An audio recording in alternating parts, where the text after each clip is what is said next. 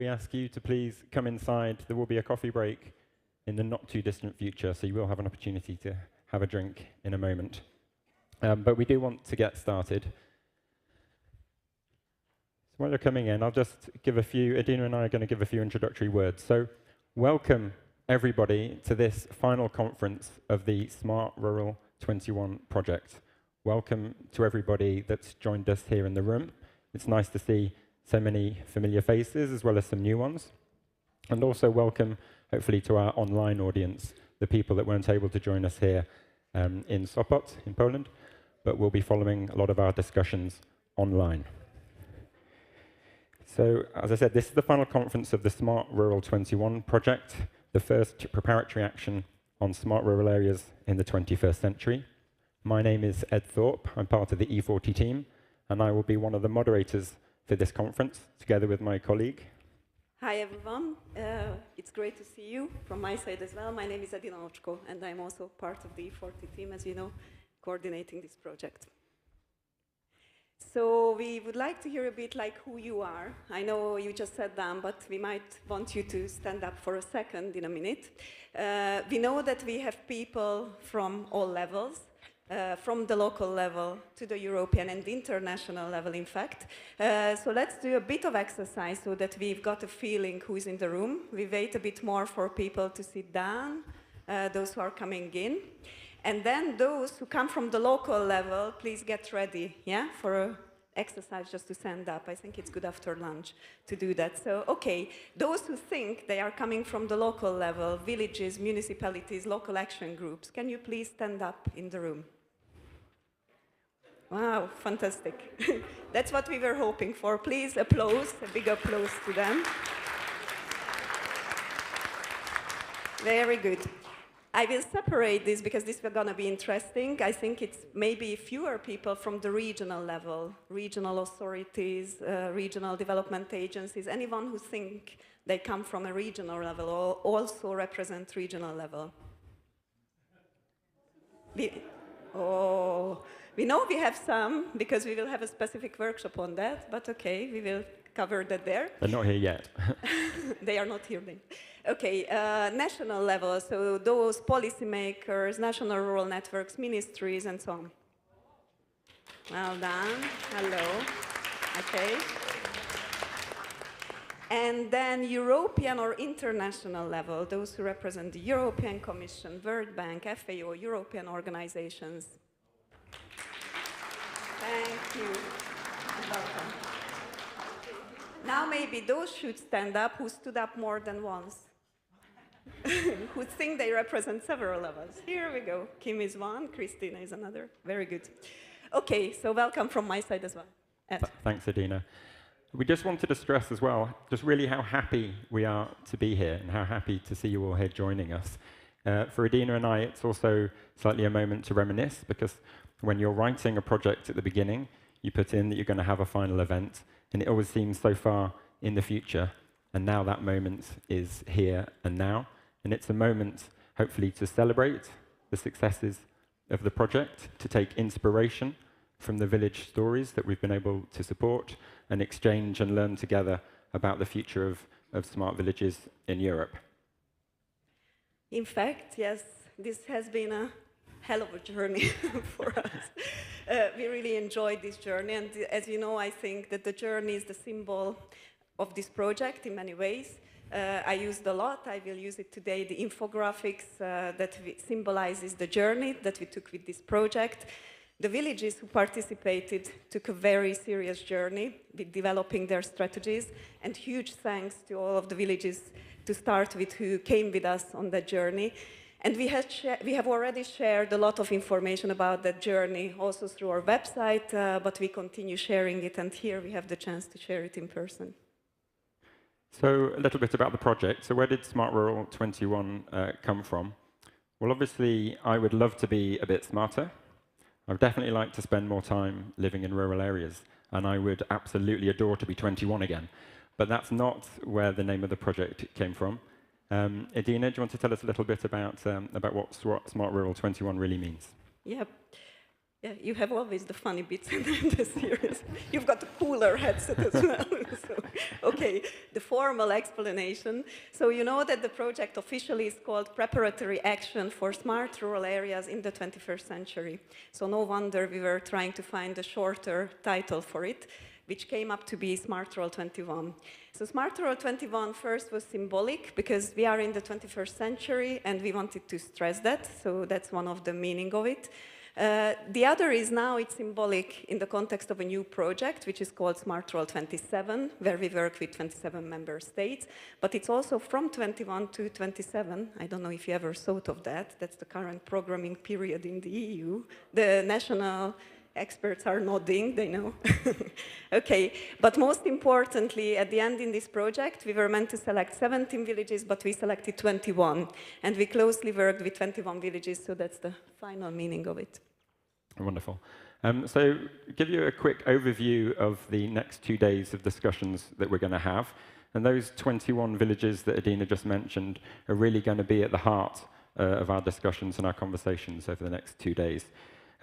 Shortly this afternoon, we're going to be having some rapid-fire presentations from a few of those villages so that we can hear about their journey and their solutions and their experiences with the project.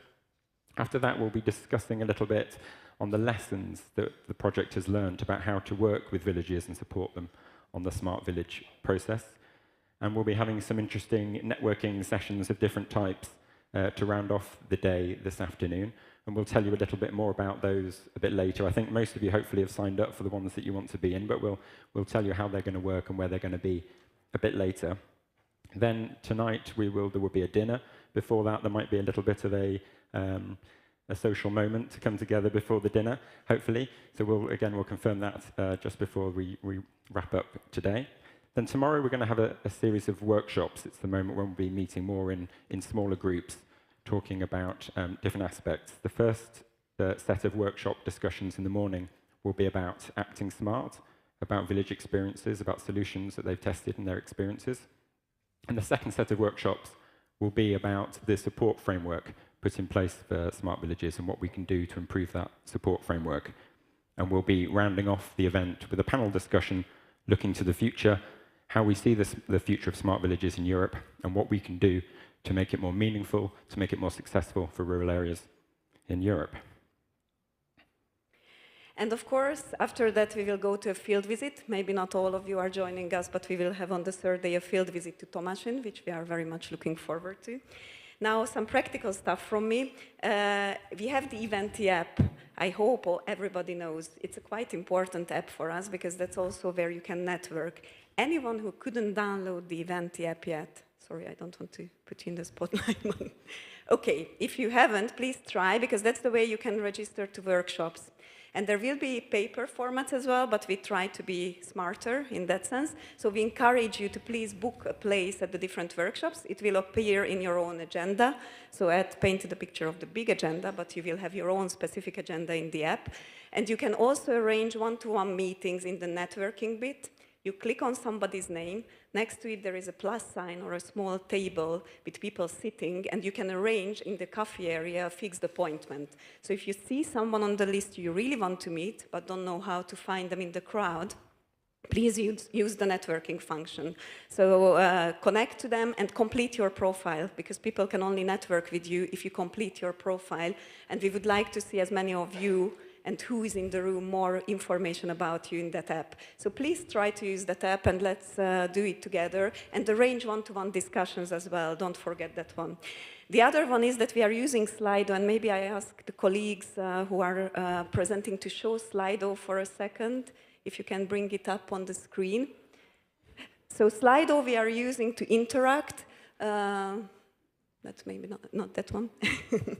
We will come up in a second, because we've got people, hopefully we've got people watching online today, your live stream, so smile into the camera all day long. And people are listening to this presentation, so we are asking you as well to please put your questions as they come up, also in Slido. And as you know, you can also vote for the most popular question. And that means that they will have the most likes, so we will most likely read it out for the others. So please, please start to interact through Slido, and we will tell you a code in a second. From that one, okay. Can anyone tell the code? Because that might be. So if you put, let's see. Okay, maybe not. Is it here? Are we logged in here, Anita? No. Okay. So you don't know how to interact. You should, but we will skip. Ed, you want to say about Sergio? Yeah. So just the final bit of our introduction is that we will also be. We've said that there's some remote participants, and one of them is an illustrator called Sergio, and he's going to be following our discussions throughout the next 2 days and drawing some of the key messages coming out of the different discussions that we're having. And throughout the event, we will be, obviously not now because we haven't said anything significant, but when the time comes, we will go to Sergio and see what he's drawn, to see what he's picking up from the discussions about the reality of smart villages in Europe and how we can better support it. So that concludes our introduction. In a second, we're going to have a few welcoming speeches, welcoming remarks from the local up to the European level. But before we invite those speakers up onto the stage to give us their welcoming remarks, we've actually been sent a welcoming message from the European Commissioner for Agriculture, Janusz Wojciechowski. So I think if we can show that video now, and then we'll have our speakers. We'll move out of the way. Distinguished guests, ladies and gentlemen, and all participants in the Smart Rural 21 project. I warmly welcome you to this afternoon's final conference. I'm sorry that I cannot join you in person, but I send you my sincere congratulations on the work you have done throughout this extremely successful project. As we all know, our rural communities face many pressing problems in the 21st century, from transport exclusion and reduced services to climate change, depopulation, and youth emigration. These problems require smart solutions in areas like education and social inclusion, renewable energy and fast broadband, the development of transport and infrastructure, as well as sustainable agriculture and climate action. Since December 2020, villages across Europe have been trying and testing these solutions under the Smart Rural 21 project. Over the past 2 years, 21 pilot villages and 100 come-along villages have been implementing smart village strategies across Europe from the ground up. The smart villages concept was truly tested with intensive collaboration between rural communities and other rural stakeholders. By working together, we have strengthened the capacities of local communities for smart development and helped to find new technological, digital, and social innovations suited to the needs of diverse rural areas.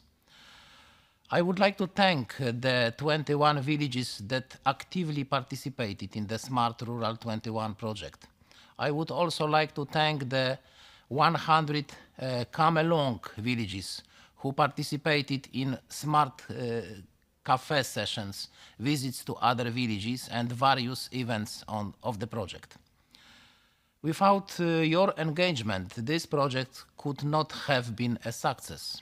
I would like to send special thanks to the village of Tomaszyn and the agricultural cooperative Ostoja Natury in Poland, the hosts of this event.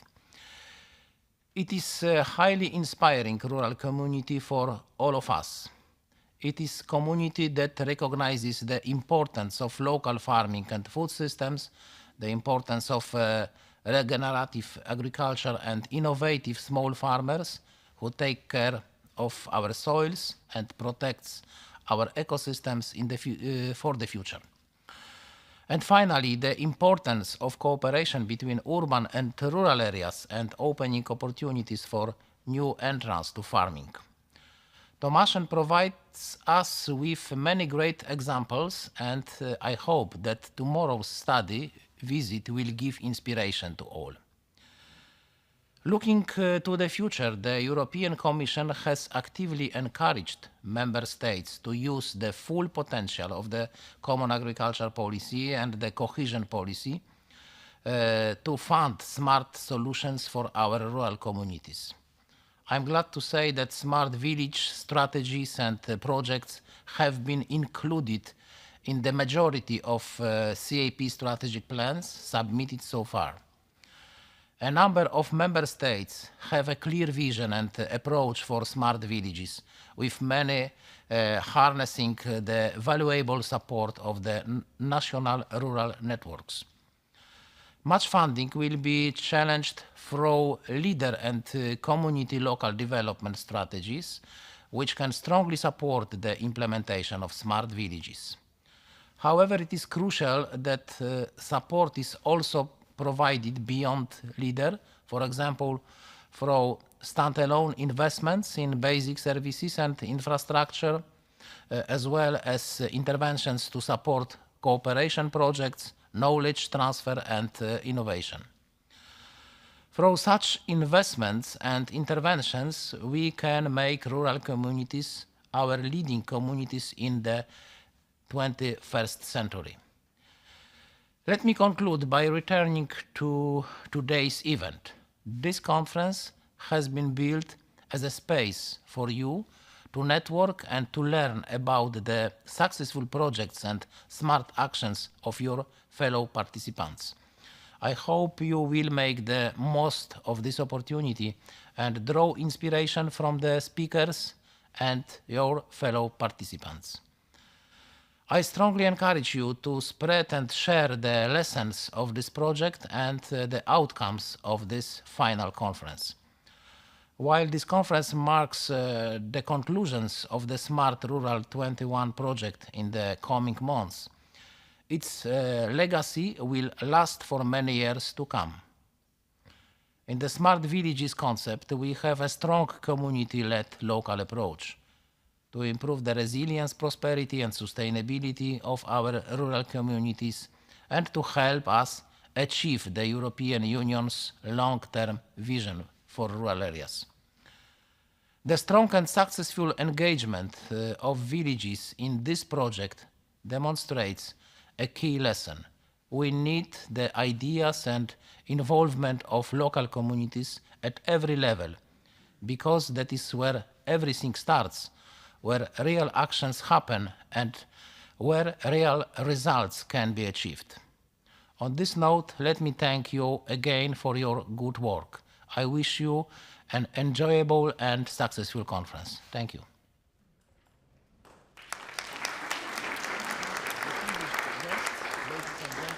Okay, so now we have the speeches from people who are in the room. And I would like to start with Piotr Ostaszewski, who is one of our selected Smart Rural 21 villages, representing Tomashin and Ostoyanaturi, that we just heard in the commissioner's speech as well. He is also our host. He helped a lot organizing this event, and we will do a visit, and he's an inspiration as well. So I give the floor to him, to Piotr, to make a few welcoming words. Hello. Nice to see you finally in person. We've been meeting 3 years, mostly through the internet, so hopefully, I was hoping for Smart Rural to be more like today, you know, so we can really go to each other, check what we are doing in each other village, and exchange that knowledge really in person. But through the COVID and to other stuff, I think we still managed to do good. We get a lot of great ideas. You can see the postcards there. Actually, it was very nice to approach the villages table with the postcards and to see how many good ideas are out there. And I think much more is not presented or are presented on the local level or in the minds of organizers and maybe not shared yet. So great to have you all here. I'm hoping you will like our visit on Wednesday in Ostoyanaturi. We are preparing something special. The organizers know about that already, but I will just give you a tip. Maybe we'll be able to robotize farming, and we'll do a first test on Wednesday. So, yeah, Yeah, and it's actually coming from Dutch country, yeah, the company that is helping us. So for us, it's a great breakthrough if it happens. I hope this project will bring more breakthroughs. We definitely have to change and talk with the organizer about different form of founding. Yeah, we need strategies, but we also need boots on ground, and we need to get the projects done, because you put a lot of energy into preparation and you want to see, like today, the final end of the project. Thank you very much, and see you around.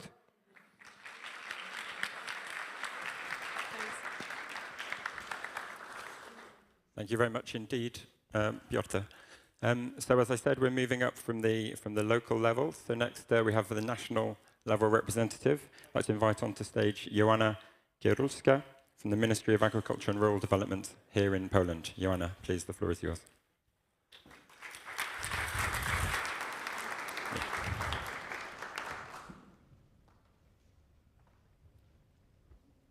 Hello? Working, yeah? Okay. So I didn't know that it has to be that short. Okay, welcome everybody here in Poland.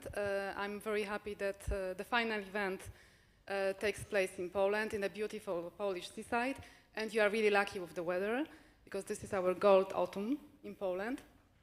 And as it's supposed to be very short, so I maybe give you some, before I just give you some information concerning smart villages in Poland, I will just say some words on the history of village renewal in Poland, because this is, it's not new in Poland.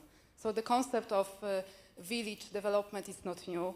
It's more than 25 years when we started with village renewal programs, and it was done by, at the regional level, and we had Opole, which was the first one, the first region who started with this approach. I don't know if someone from Opole is here.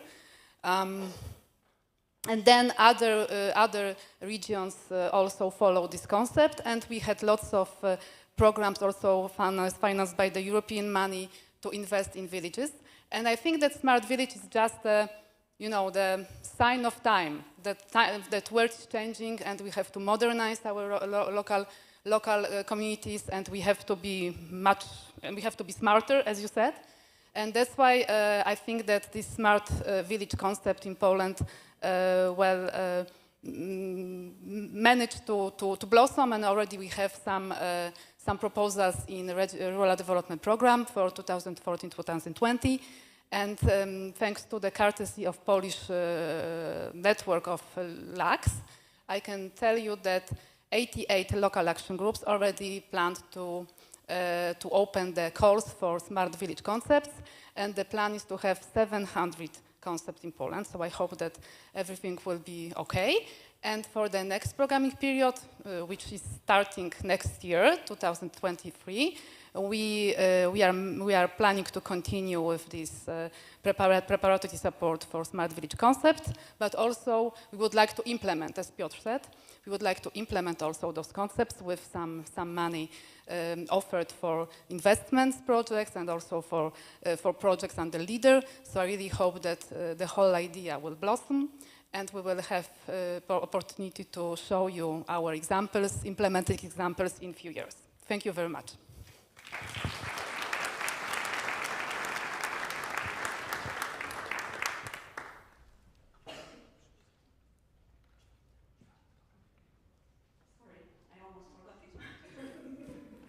So impressed by the lights.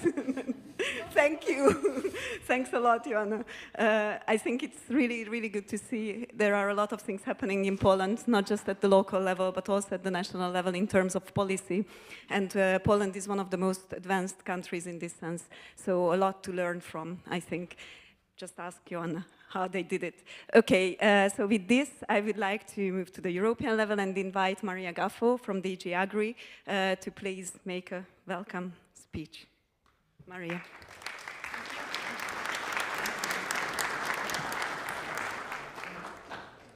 Hello, good afternoon, dzień dobry. I think I learned now how to pronounce it. I'm really happy to be here with you today, and the main reason is because I really like celebrations, and I think we are in the middle of a celebration. celebration of 3 years of work that conclude in this final conference. When we started, we wanted to have this pilot with 21 villages. So there was a call for applications. And I don't know if you are aware, but we received more than 700 applications. And this is why also the concept of come along villages was put into the table, because we saw there was such a big interest, we wanted to further engage with the villages. But I cannot start, of course, without thanking our host, Piotr from Tomasin. And I think the example of this village is really inspiring for all of us. On Wednesday, of course, there will be more opportunity to know in the field what it is about. But what we have learned so far, I think, is really inspirational. And I think he's a fantastic host because he even managed to provide a really beautiful weather for all of us. I think many people could enjoy having a little walk around. And with this weather, of course, it's also a big temptation to be outside, but I think this starts very well. I also would like to tell you that we need you. We need you because you are key players in the rural areas, in the local level, in the national level. And if we want to support our rural areas, the contribution from everybody in this room is key. And in this context, I would like to make an announcement. And the announcement is that all of you, from now, you have been appointed our ambassadors across the European Union on Smart Village. So when you will go back to your countries, to your regions, to your villages from here, you will be the ambassadors of the Smart Villages concept. So you have to really learn and get inspired these 2 days, because then you will need to further push for this concept when you go back. We need you also because we see that the rural areas are confronted with a number of challenges, like, for example, this demographic change, this lack of generational renewal. In some places, I'm Spanish, in my country, we have a big problem of depopulation. This is also the problem in a number of countries. Also, a number of rural areas are affected by this lack of access to infrastructure and services. And then we also discover that a number of rural areas also have a feeling of being left behind by the society. And this feeling is even stronger for those areas which are more remote. And I think this is unacceptable, and we need to put measures in place to address them. At the same time, and of course you would agree with me, there are many, many opportunities ahead. We are going into this green bioeconomy, and all the raw materials, everything which is to be provided is coming from the rural areas. Also, with this pandemic, the people now is looking at rural areas with new eyes. So many people even move back to the rural areas when they start thinking what is important in life.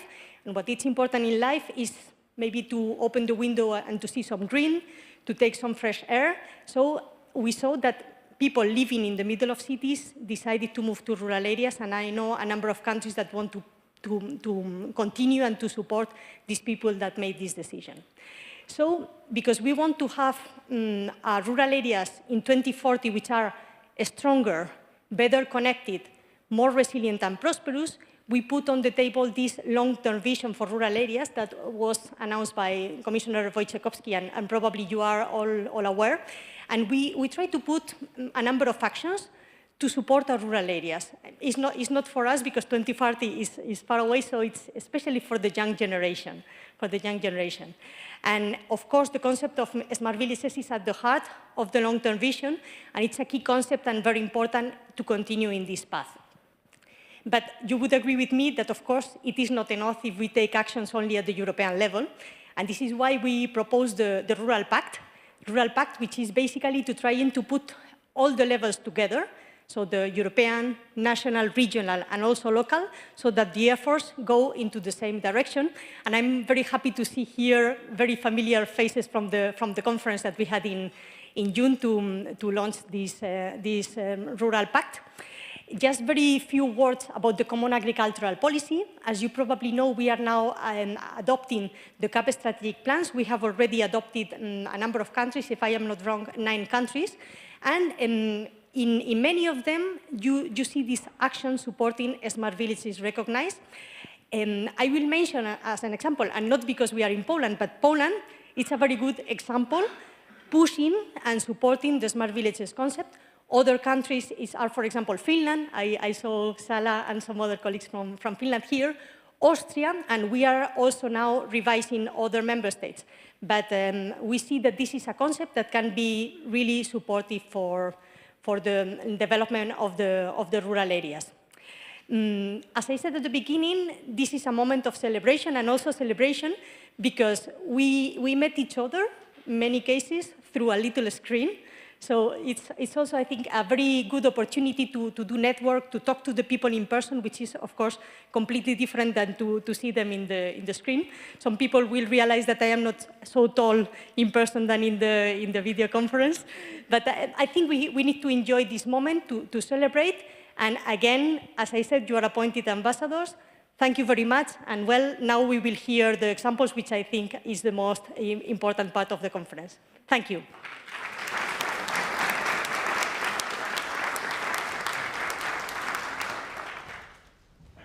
Indeed, Maria.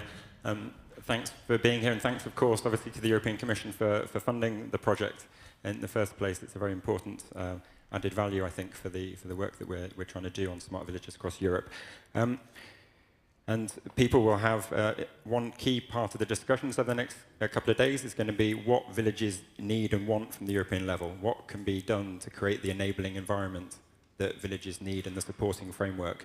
And so it's really great that we've got someone representing the Commission here, so all of you can feed up your ideas also to the European level in terms of what you need at a local level. Before I introduce our keynote speaker, we're now going to put up the Slido code so that you can.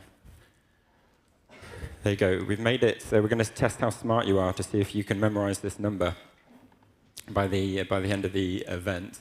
So it's you go to slido.com or even sly.do, I think works, if you type that into your phone. And then the code is 2306520.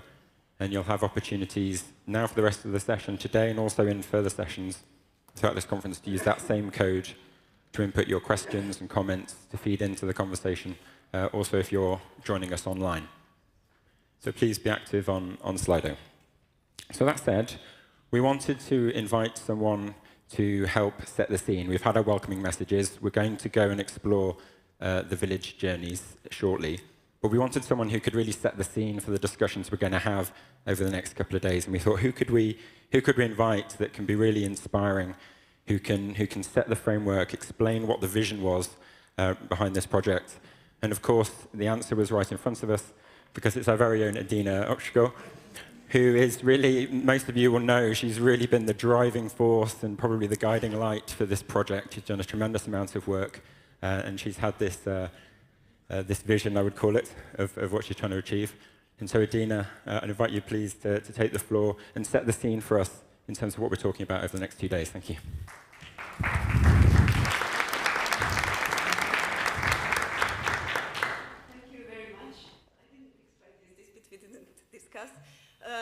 Yes, I'm sorry you have to see me so many times. You will see me over the 2 days even more, but I really want to share with you, as Ed was saying, some welcoming thoughts.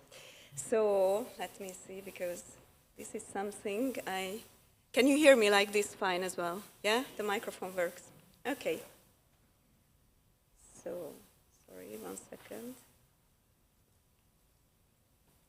Okay, so when we started this project, we had a vision, as Ed was saying, and that's the same vision that our company, E40, had when we set up the company. And this was to bring European policies and European projects closer to practice. Because what we experienced that over time, many EU projects somehow got distance from the people they are serving or the local people. And we saw that this could be or should be differently.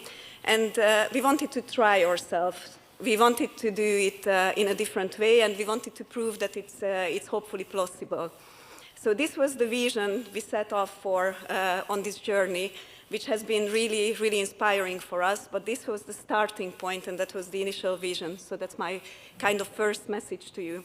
So we were so busy with this project over the years that we didn't even have properly updating our website, to be honest. So if you go to our website, it's not up to date. I think we'll do something about that with that.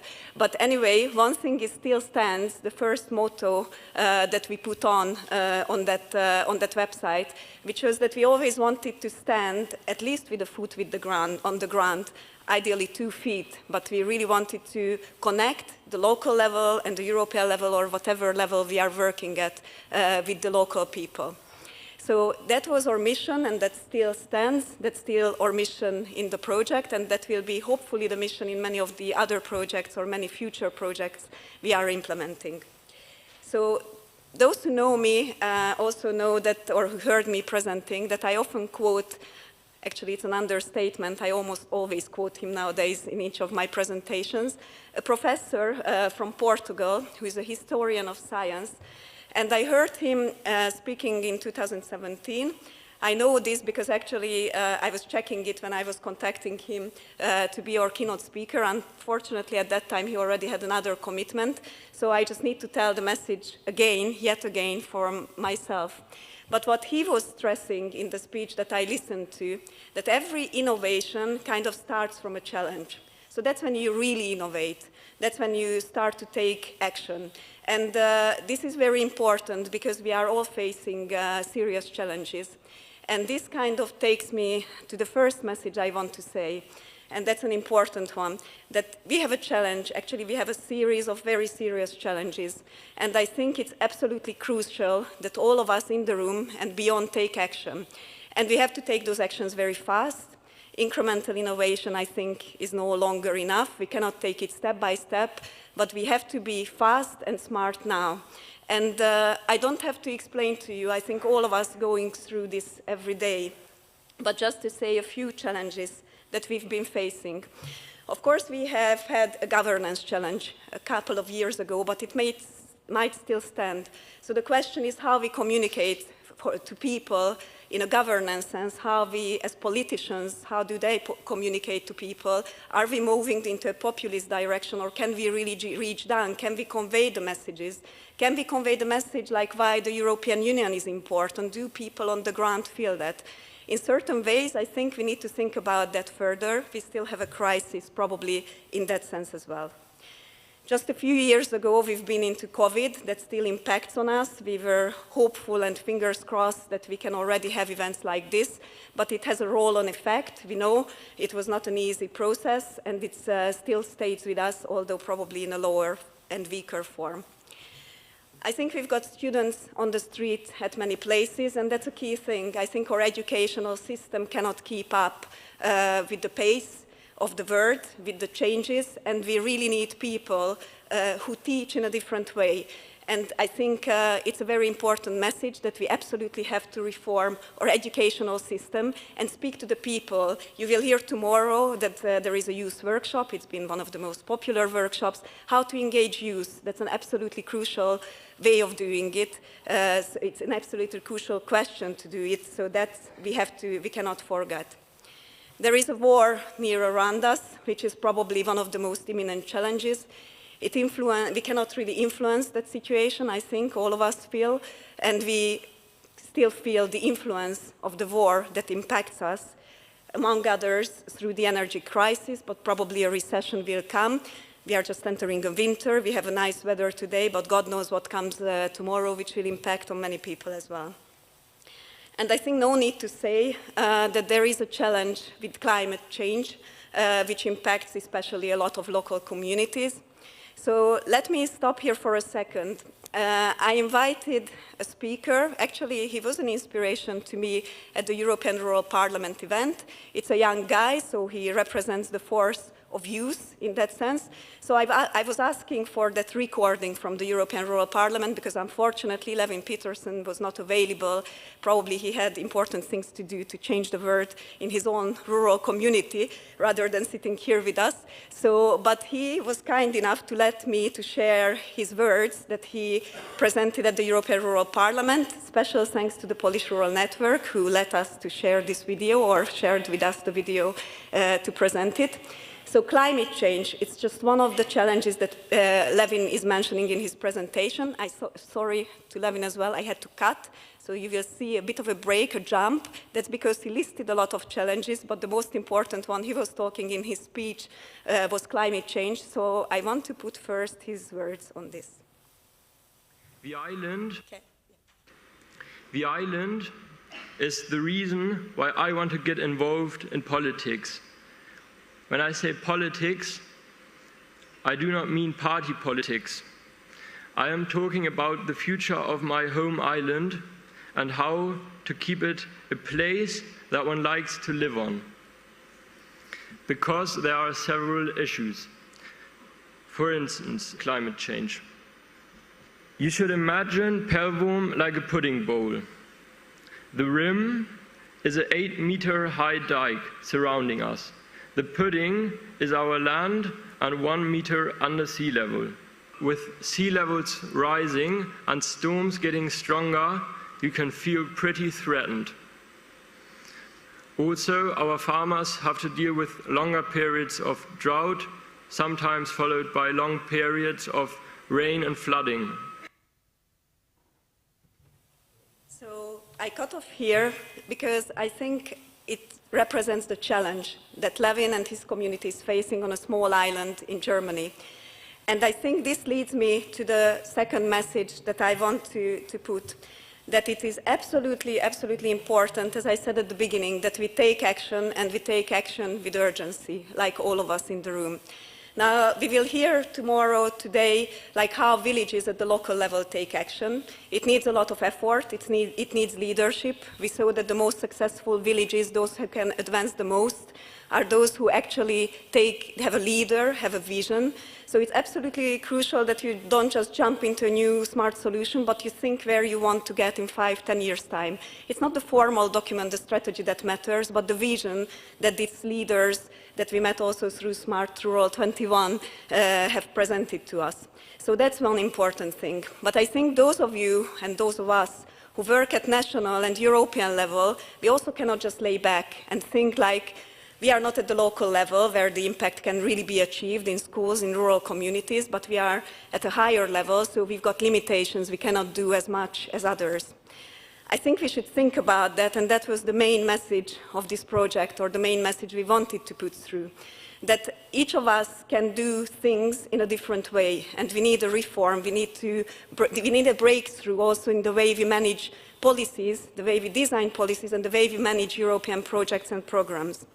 So these can be practical, small things. Just think about it. Like we often use the rural communities as examples. We put them into fancy brochures, but who is actually reading it? You need to think, because communities often feel that are used just to present, just to be presented and showcased, but they don't feel the impact of what we are doing. I don't know, those of us or those of you who issued publications, have you always considered like who will actually read them? Was it just for the project, or was it for a real cause? Does it really actually impact on the ground? Because that's what we want to achieve. And also, when you organize events, do you normally invite the usual suspects because it's easy, because it's probably less energy? Or are we trying to reach to those who might not be happy or who might not understand about the European development? So I think there are many, many ways where we need to change our habits, because to break this circle of not reaching down to the rural communities. So this is the second message that I want to convey, and I feel that in public policies, sometimes maybe the main problem is that we are trying to please, or projects trying to please the funder, because it's public policy, it's public money, and not always the people that the project is about. And maybe that's what we tried differently in Smart Rural 21. With all honesty, we wanted to make the villages our clients, and I think we kind of formulated this message on the way, and I'm sorry to the European Commission, who was formerly our clients, but I have to say that when we made the villages our clients, we were really hopeful that the Commission will understand that even if we fail, we will openly share that, and they will understand, because they also know it's for the villages. And we tested that, and maybe we were lucky with our policy officers all day long, but in a way we were knocking on open doors. Whenever we had a problem, we shared. Whenever we failed, inverted comma failed, because we didn't achieve the way we wanted. We shared the lessons, and they were open to this, and I'm really thankful for that. But this has to be tried. You cannot just try to please the ones that you are working for, because that's not the point. The point is you are working for, in this sense, for instance, to the rural communities. So let me share just very briefly how we did it, because it's so much easier to say like big words about local communities are important. I also feel it happens in many events. I think advocacy is no longer enough. We cannot just say it's important, we have to act. So a few things we take as actions in the Smart Rural 21, just to give a flavor, but I think you will hear that over the 2 days again and again, and hopefully the atmosphere will show that spirit as well. First, as Maria was already mentioning in her speech, so she did part of my speech, which is good, that we really try to be inclusive. We didn't try to handpick the villages at the beginning. It was a concept. We could have offered different methodology, but we wanted villages to feel that they are welcome to join this process, and we had a huge number of applications, as Maria said. The other thing is that then we suddenly saw that can we leave behind, I don't know, 715 villages just because they were not selected? It's the wrong message again. So Come Along was not part of the initial project. We just made it part because we felt we have to bring those villages who signed up for this to at least join some of the activities, even if they cannot get direct support. So this was the first step.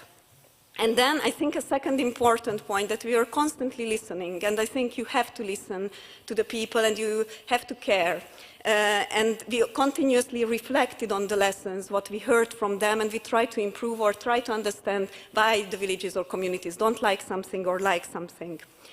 The third one may be a key aspect, that we really try to provide practical support. Sometimes it would have been easier just to go there and offer our consultancy services or the partner companies, but we really wanted to be driven by the villages and to make them feel that it is for them.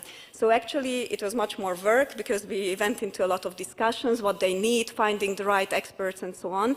But we hope, and that's what was the aim was, to really drive it bottom up, which doesn't mean it's always local experts, but in most cases there were local or national experts involved in supporting the villages. And maybe a last point that I have to stress, that it is for the villages, we acted for the villages, but it would not have been possible, as we heard today several times, without the villages. So we had to go through this process with them, and if they were not on board, and this was actually, I have to admit again, to be honest, that this was one of the biggest bottlenecks. Some communities didn't have the capacity to get engaged in this process. Maybe they had other priorities, maybe they had to prioritize the projects which provided big investments. Unfortunately, we couldn't do this in this project. It was a technical assistance project. So we couldn't provide them with that, but still there were villages, and I would particularly like to thank the villages who invested a lot of effort into this to join us. And of course, we fully understand those villages who couldn't invest as much because they didn't have the capacity. But it's very important that you can only do it with the communities. We couldn't do it for them. We are not there, we are not local, so thanks a lot for those who engaged with us. So this process, I think we went through, and hopefully you will experience in the coming days. It really built trust, I think, and it took time. And I know it's again a cliche, building trust is important and it takes time. But believe me, at the beginning, we heard a lot like, you are just working for the European Commission. Oh, I understand that you need this strategy because you need to comply with your contract. But the point is that maybe not, but step by step, we got through this. Maybe we could break down these barriers. It was very important to us to make the villages understand that this is, sorry to say again, not for the European Commission, it's for you. So don't do it if it's not for you. And I think maybe past experience shows that it hasn't worked like this before, but I think we tried. Maybe we couldn't pass on the message all the time, the most efficiently, but this was a very important thing. And we are so happy that we hope that we have built trust with some of the villages already.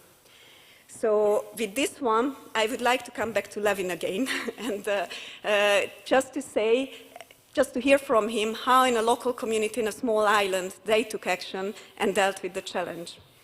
The moment when I realized that change is possible was a public meeting of our local council.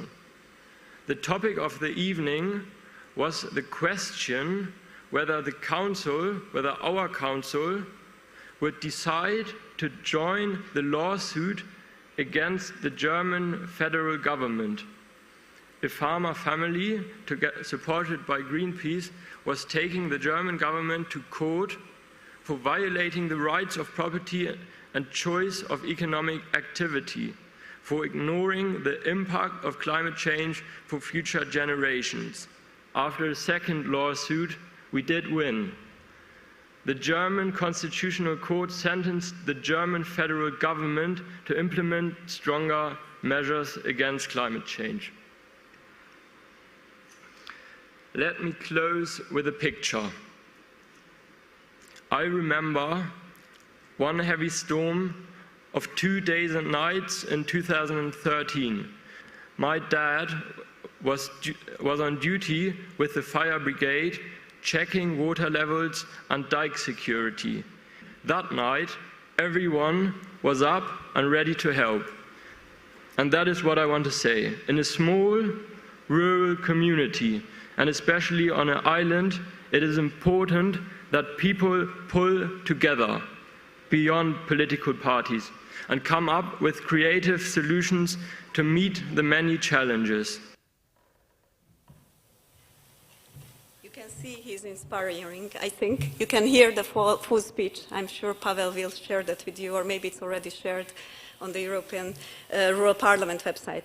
So this takes me to my final point, and then I stop, that you really, as Levin said, you absolutely have to be creative, and you have to take drastic things.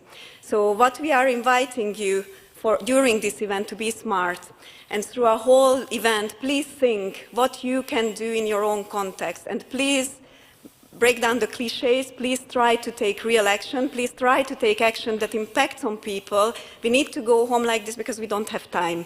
That's what I think, and that's what this project said, and that's what people are crying out from the ground. We don't have time, you have to wake up, and you have to take real action, real support that has impact on the ground, because without that we don't get anywhere. So what I invite you for is to get inspired during this event. You will hear in the coming days that there are many inspiring examples. Hope you will see the spirit of the project, hope you will feel the spirit of the project, and constantly think what actions you will take when you go back home. So get inspired, please join us for a journey, really important journey during these 3 days. And again, I come back to Levin, like it's important for us to march now rather than swim later. So think about that, thank you for your attention, and enjoy the event.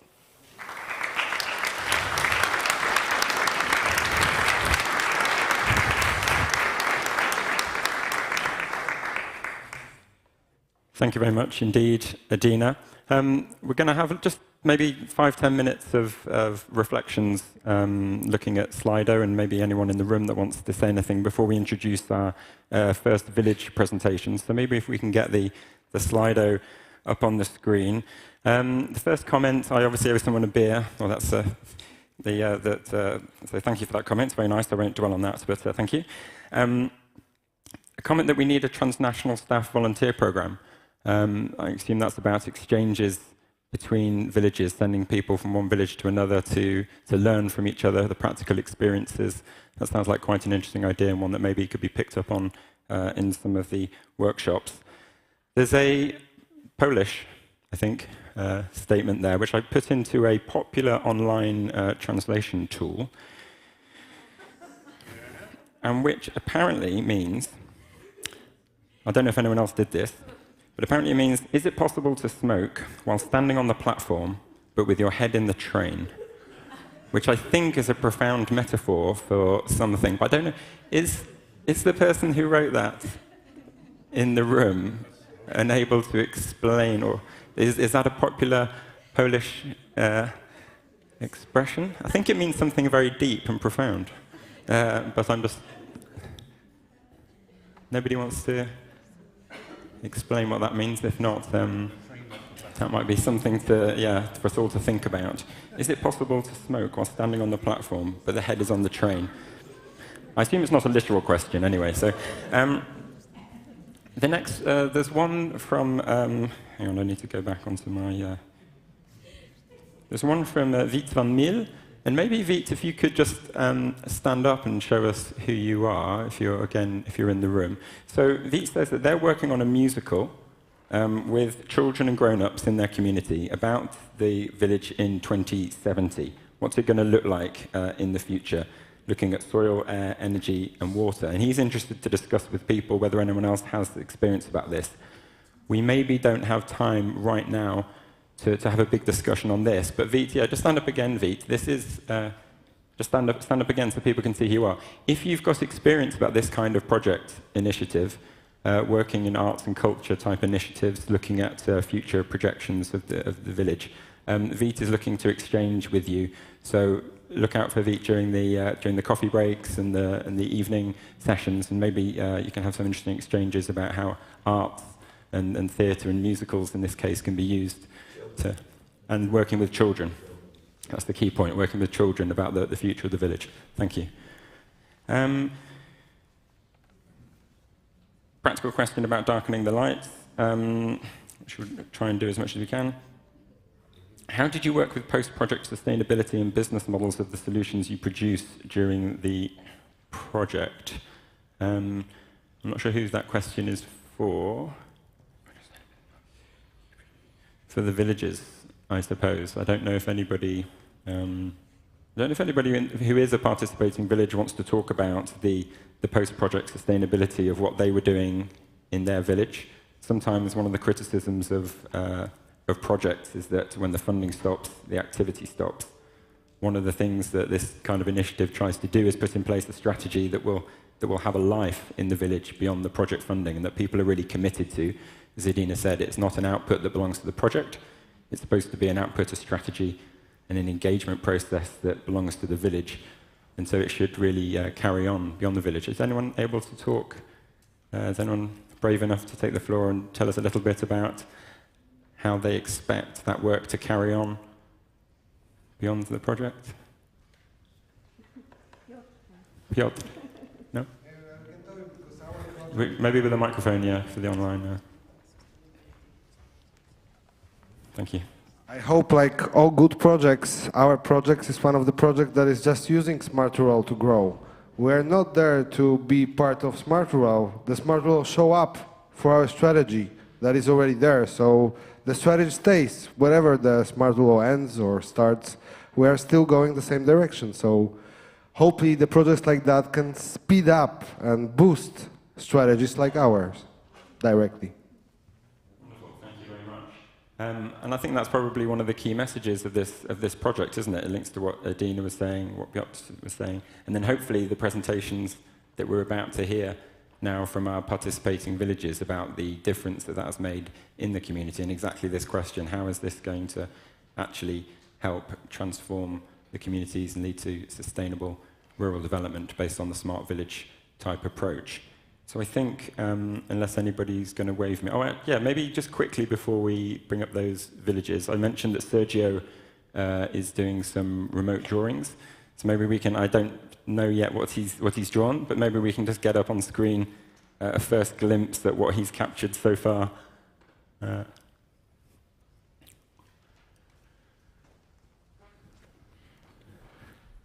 Okay, there you go. So that's quite a nice overview, I think, of the initial introduction to the discussions that we've had about the challenges that we need to act on, having to listen and care, build trust at all levels, putting, I think that drawing shows that the village is at the heart of the process, and then creativity in all sorts of different ways, be inspired, and that is what we're going to hopefully do over the rest of our conference, is inspire you with the stories of action at village level. So now we've...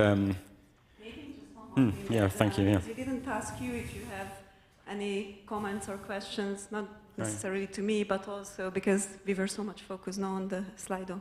One more thing while you are thinking whether you have a question, I just wanted to make in the presentation. I was too excited to do the presentation, so I couldn't make the disclaimer that I want to thank Levin again for letting us share, but also this photo, my attention was drawn to this photo by Forum Synergies and Katarina, who will be in the panel tomorrow as well. So thanks for that. It's a stolen idea, but I think it's for the good cause. So thanks a lot, Katarina. It wasn't my discovery, to say. It was a bright adaptation of an innovation from someone else. Okay, so any questions from the room to the initial session, or are we tight on time and we need to jump into? Okay. Anyone wants to comment on what you heard or has some observations? Maybe a small comment. My name is Rudy. Wait for the microphone's coming your way too. Maybe a small comment. My name is Rudy.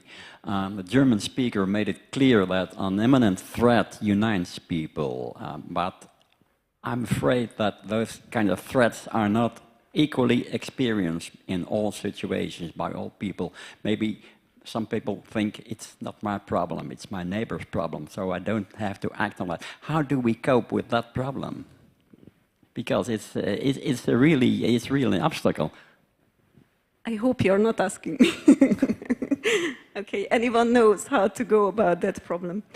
But it's true. I think it's definitely true that I think the communities can talk, and I've been just with Peter in a session where people ask as well, like how communities, how you engage your members in common problems. I guess that's what you're asking, Ruth, as well.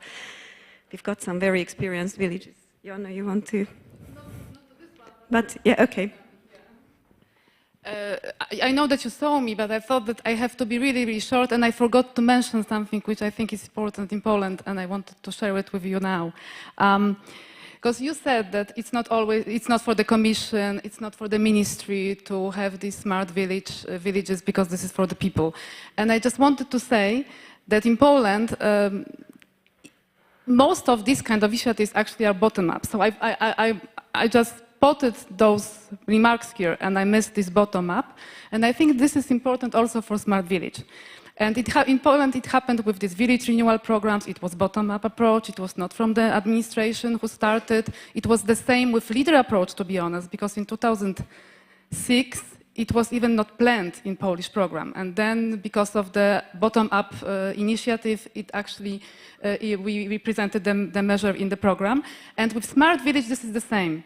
Because we have the institute who is very involved, the Institute of Rural and Agricultural Development, who started the competition with network for villages to show how smart they are. And they did not present any definition. They just said, okay, so just bring your paper, we will see what you wrote here, what is your justification for being smart. And I think this is a good idea to start with these kind of initiatives, because when you start with the legal structure, you always, so the energy is different, and the initiative is, a little bit lower, because all these legal issues are the most important, but they are not. And I think that this is very good to have this bottom-up approach and these initiatives, grassroots initiatives. Sorry for, but... It's a very important point, I think. Thanks for sharing. Ed, how are we doing on time? Yeah, good. I think it's a nice moment, perhaps, to give the floor to our villages. So as we said, we wanted to hear some of the inspiration from our villages. We supported 21 plus all the come-along villages. Each of them could talk to you probably all day about their experiences. So it's quite a challenge that we've set them, because instead of giving them all day, one by one, we've given them 5 minutes each. And we're not going to hear from all 21. We're going to hear from 7, I believe. And so they're going to use the Ignite methodology, where they've got a PowerPoint presentation which they've prepared that will automatically go through the slides quite quickly, and so they will be forced to try and keep up with their PowerPoint. So we wish them luck with that. We know it's a challenge to get through everything in 5 minutes and to keep up with the PowerPoint. But we very much look forward to hearing from these. It's kind of we've been quite theoretical, I think, so far, and so now it's time to get into the detail of these specific village stories and hear about what's really been going on the ground, with that foot on the ground, Anina. So. Yeah, so firstly, thanks for the villages who prepared for that. Thanks for my colleague Anna, who was coordinating that session with the power of pushing you into this, and hope everybody will enjoy. We wanted to get sharp inspirations and of course continue in the coffee break the discussion. So with that, I invite Laura, who is the first speaker from Ostana, Laura Cantarella. Such a nice name. I'd love to have that as well. So Laura, good luck. Hello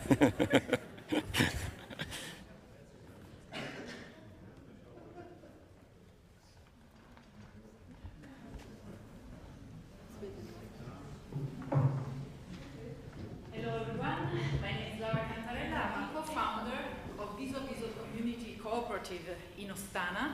A community cooperative is a new model of social innovation in Italy where people, inhabitants, are at the same time producers and consumers of goods and services. But this is just the last step of a participatory project that began 30 years ago in Ostana, that, as you can see, is located in the northwest of Italy, in the Alps, very close to the border with France. In 1921, 1,200 inhabitants were living in Ostana, and in the 80s of the last century, only 5 people were left. But now, in these 30 years, the process of depopulation has been reversed, and now the village is growing. And this process has been based on a very serious architectural renovation and with the protection of the alpine landscape. With these 2 pillars, now the village is growing and the inhabitants are growing as well. Ostana is located in the transnational Monviso UNESCO Map Reserve, so it's located in an environment of extraordinary beauty. Sustainability is at the core of our strategy, both smart mobility, community energy, and we think also of sustainability in terms of culture. This building, this beautiful building, finalist at the architectural prize, the Constructive Alps, is one of the best buildings in the alpine areas. We had a building, but it was an empty box, so we had to think of a cultural project. And we wanted to somehow create a cultural infrastructure for the community, perceived as a public space where people can participate.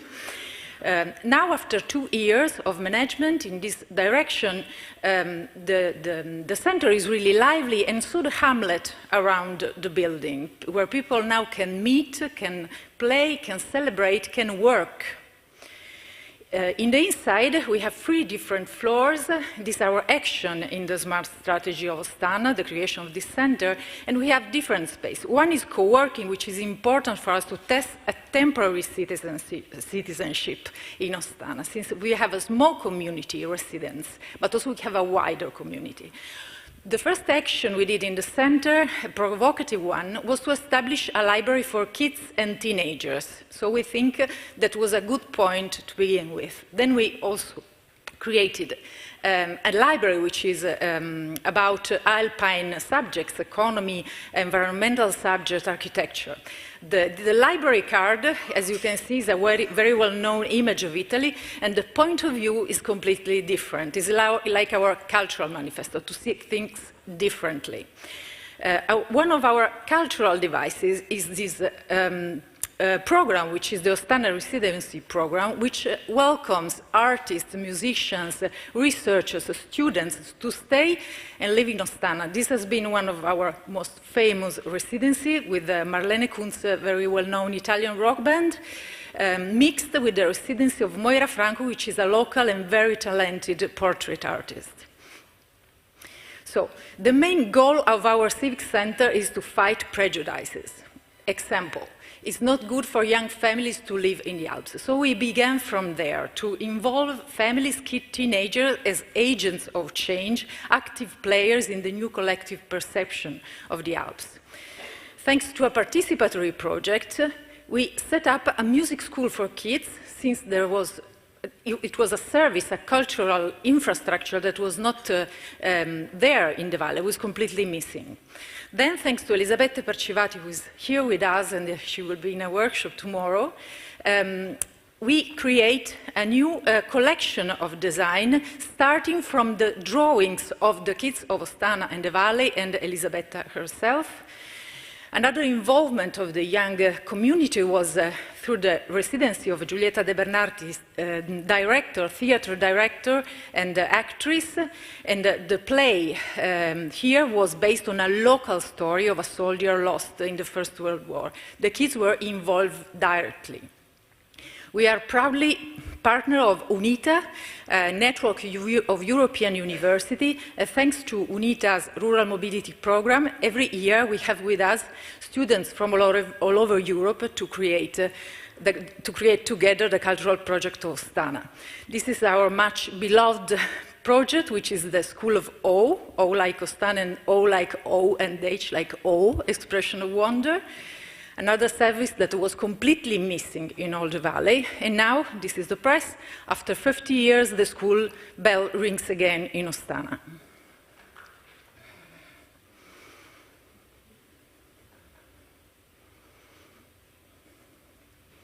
Sorry. And this is the last slide, as you can see. We hope to see you in Ostana.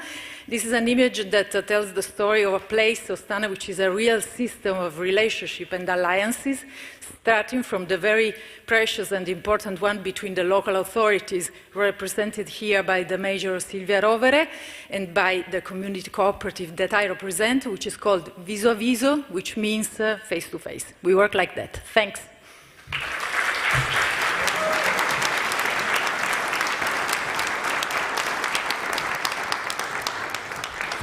Thank you very much, Laura. Now, and it's very inspiring to hear that story about a school that opens up again after 50 years. That's quite incredible. Now, from Italy to Finland, we're joined by Anina Irola from Raudanmaa. And the last time I spoke to Anina, she was busy around her village joining a conversation via her smartphone. So it's very nice to see you here in person. And I know how passionate you are about your community, so we look forward to hearing your story. Thank you.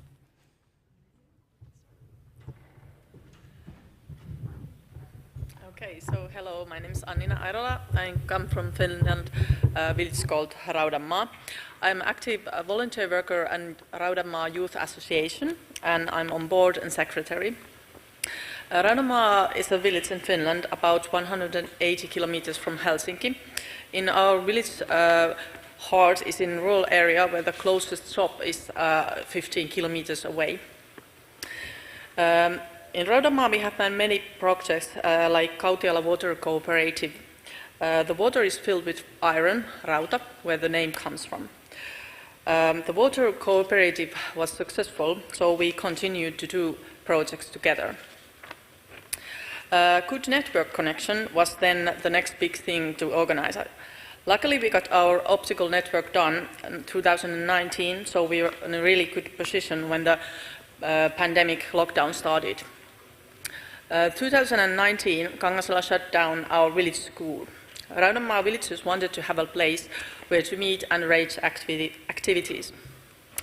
Raudanmaa Village Cooperative bought the building with 20,000 euros and decided to transform it to a village hall and a multi-service center. The old building had problems and the Kangasala city wanted to get rid of it. Luckily, we got help from Smart World 21 and got an architect to plan what renovations need to be done and how to make the building work. There should be many things for people to come to our village and spend their money there. There should be things for the villagers and the tourists both. This has been our guiding principle in planning. Over the past 2 years, Village Hall has had many changes. We built a gym, space for a massager and a hairdresser, restaurant, cafeteria with a pizza oven, and also meeting spaces have been set up. In Finland, it's expensive to have employees. In every step, we must think how to survive with voluntary workers and how many employees can be hired. During summer season, we have had 4 full-time workers. Then ASIA system is a smart lock that people can use over the internet and phone. We can also follow who has used the door if the door is open.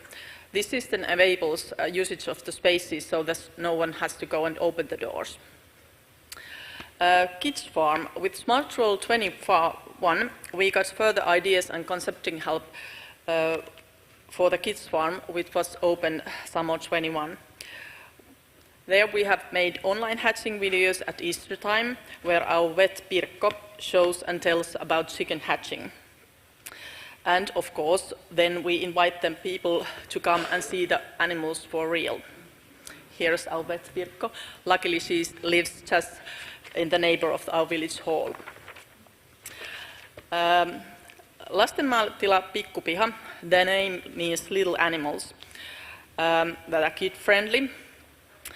Miniature horses, mini goats, rabbits, ducks, and guinea pigs. Then we have had many animal babies. We have noticed that they are really good for marketing because the pictures are spread widely through social media. During summer 22, there were 3,300 people visited our kids' farm, Pikkupiha. This is from the local food day, these pictures. Animals need people to take care of them. We have had one long-term unemployed person working with the animals. We have a volunteer group that feeds the animals at nights and weekends. At quiet times, we need the money too, so we have made also school day trips where kids come to see the animals and spend a day in the activities at rural area. This spring, 600 students visited Pikkupiha. Events are a good way of making money and needed to maintain our village hall and farm.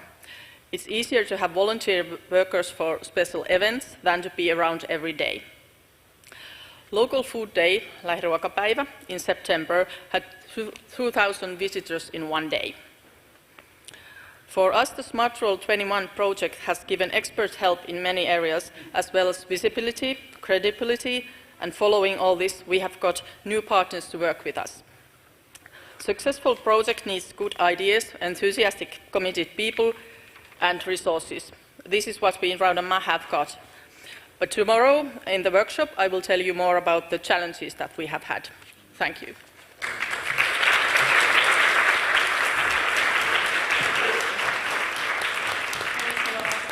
Thanks a lot, Anina.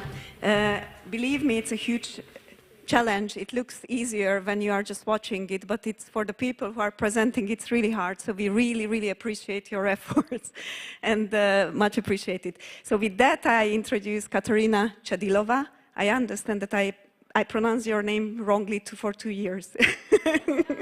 Now I got it by the end of the project. Okay, so Katarina is a real fighter in her own community, Mukařov in Czechia. So Katarina, the floor is yours. Good afternoon. My name is Katarina Chadilova. As you heard already, I am deputy mayor at Mukařov. And I was lucky to be one representative of one of the first 5 villages included in this project. We are located in the central Bohemia, very close to Prague, so we are part of the suburban ring of Prague capital. So it's a little bit different situation than many other rural areas, but we are also a tourist region with many interesting points to visit and to spend weekends there. We are not only one village, we are 3 in 1. The oldest is probably Mukařov with church and the school, but also there are some other parts that used to be agriculture. But in these days, these fields are filling with houses, and these are our challenges because we have lack of infrastructure and overload of traffic and also the load to the environment ecosystems. We're trying to be smart since 2018 when we became a member of the Smart Village Network. And as I already said, we joined this Smart Rural 21 project. Our first steps were under the auspices of the Committee of for Digitalization of our municipality. And our first big project was a new website of our community with some interactive facilities like announcement of some issues in our village. and also losses and founds. And after quite a deep analysis of our assets and our threats, we focused to 4 topics. The first one is digitalization, and our probably most visible feature or achievement is a payment portal that our citizens can pay all their fees online now. We are also quite proud of our waste management system. It's an incentive system which monitor garbage production of all households in our village. Every household has its own personal waste account and can follow how much garbage produced and can be actively involved, and also benefit system because those households who are responsible have reduced fees, and also the community spare money for waste disposal because we are filling the European Commission targets. We also tried participation projects. It means projects that were designed by citizens and selected by citizens via application or website. And here are examples of this year successful projects. There are 2 at one place, and one was designed by pupils of our school. And talking about children and youth, we focused to our teenage group because we felt that they were really harmed by the COVID pandemic, and we tried to create a special program for them. You will hear more about it tomorrow at the workshop, because our coordinator is also an expert of this project, and we also made a trip to Ireland to learn more about what we could do with young children. Our years with Smart Rural 21 where our journey was very exciting. Also, we couldn't use it as much as we probably would want without the pandemic. But now we are really proud that we had some achievements, but we also would like to balance the smart technologies and personal contact, because we would like to be a modern village concerning tradition, and especially we would like to help our newcomers to identify with our community and to create really place which is worthwhile to live, and which people really like. Thank you for your attention.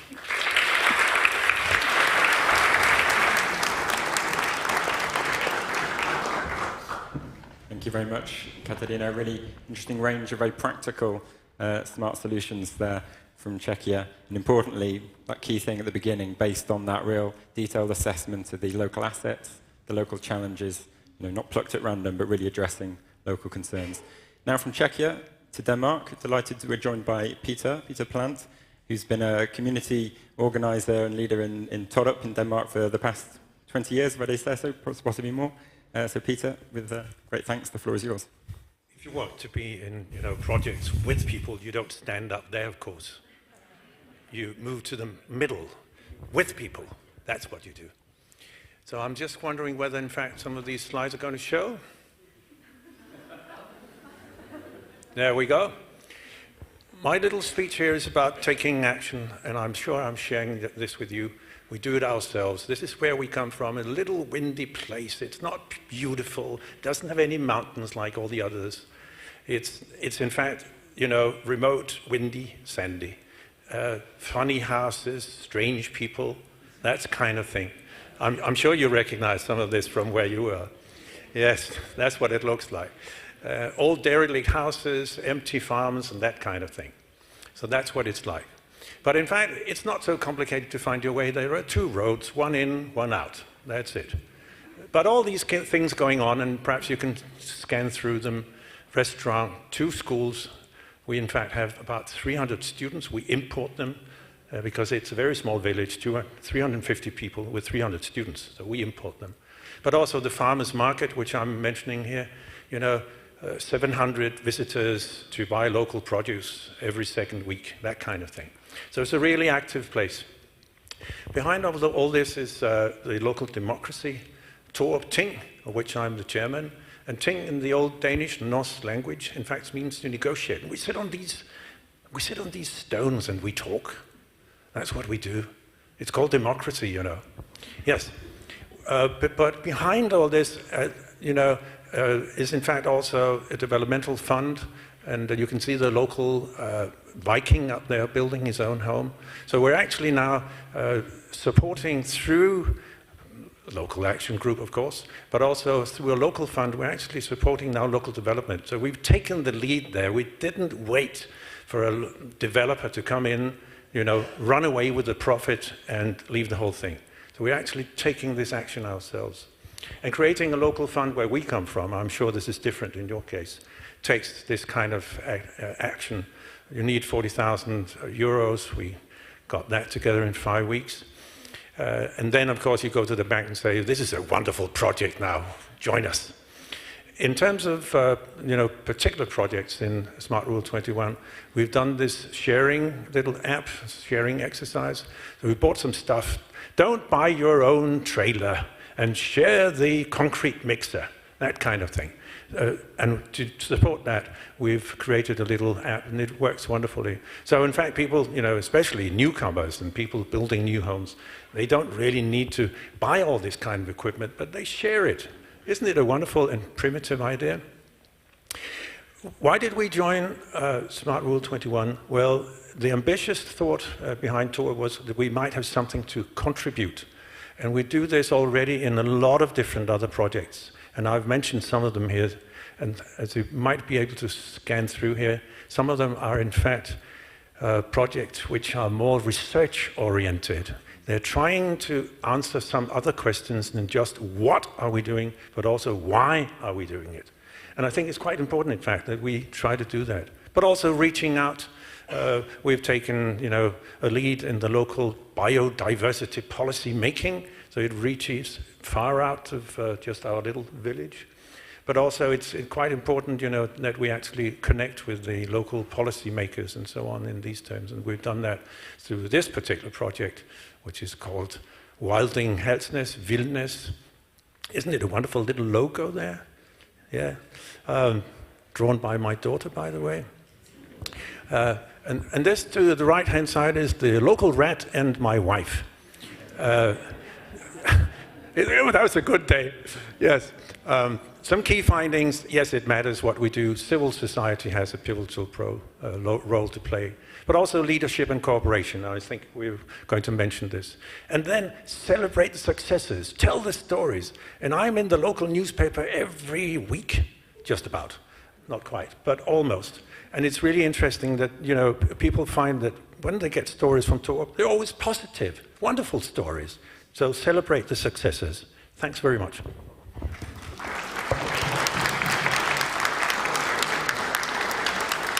Thanks a lot, Peter. It's very enjoyable listening to you. We saw Torup, we visited Torup, and we saw all these projects, but it's nice to listen to it again and again, the examples that you bring up and all the other villages. And next up is a very inspiring village from Latvia, Asunga, and Daiga Kanina, and she told me I'm not pronouncing it right, but she will do it for me after the presentation is up. So thanks a lot for joining and for presenting your village and its approach.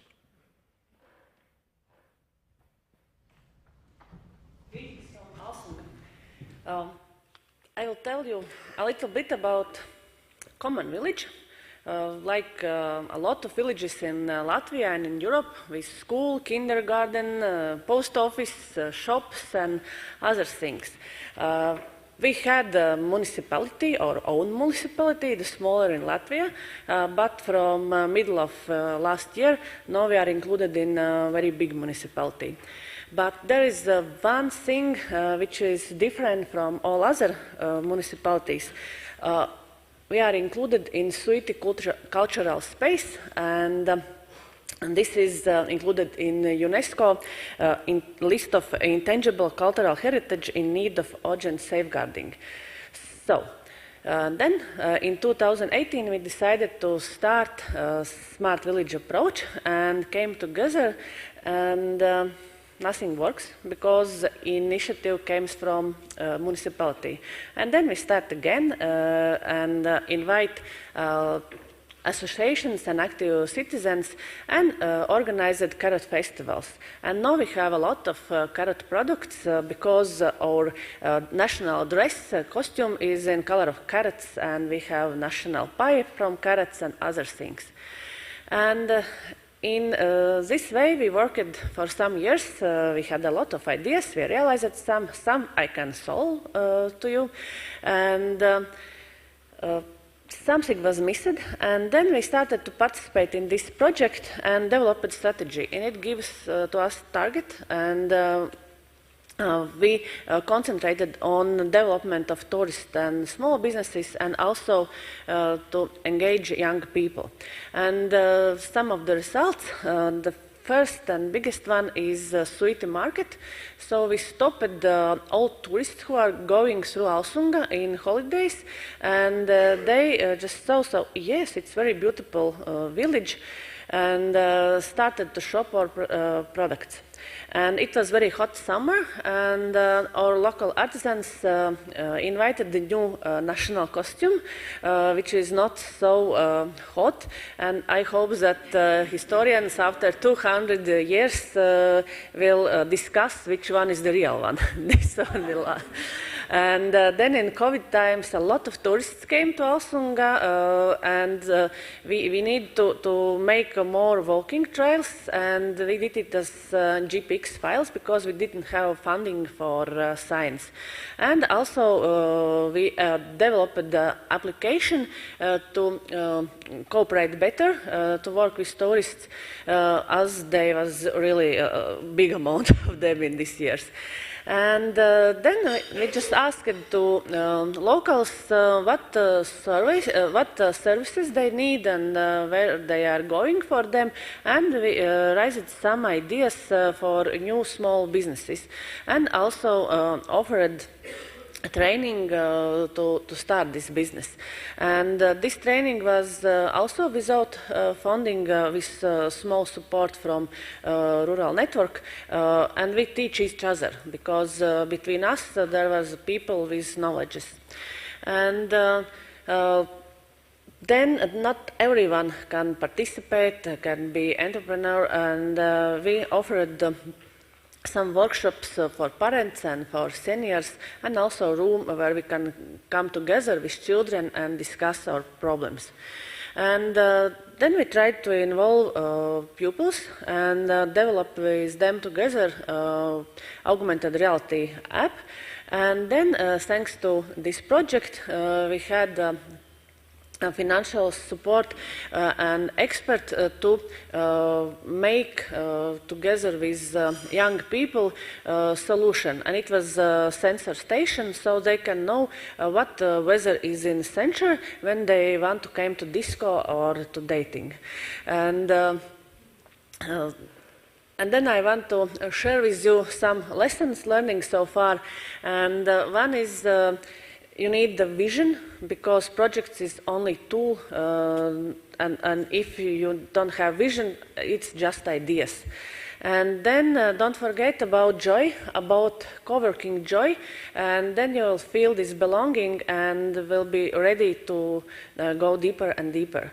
And learning, it's base for development. If you have empty head, you have no ideas what to do. And the last one, every one of you who are sitting here, you can become a leader and inspire your village to join toward. You can start. Thank you.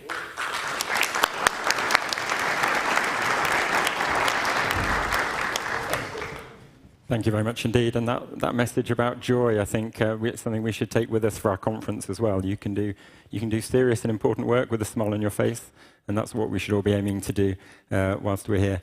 It makes it easier to keep the motivation going as much as anything, I think, when you're facing difficult challenges, which do often come up. Okay, so our next, from Latvia now to Slovenia. We have two speakers, so we're going to find out whether having two makes it easier or harder. I'm not sure which way that will go, but good luck. We're joined by Nives and Poloncha from Šedvinska Gora. That's badly pronounced, but you can tell us how it's really supposed to be pronounced. We look forward to hearing your story. Thank you.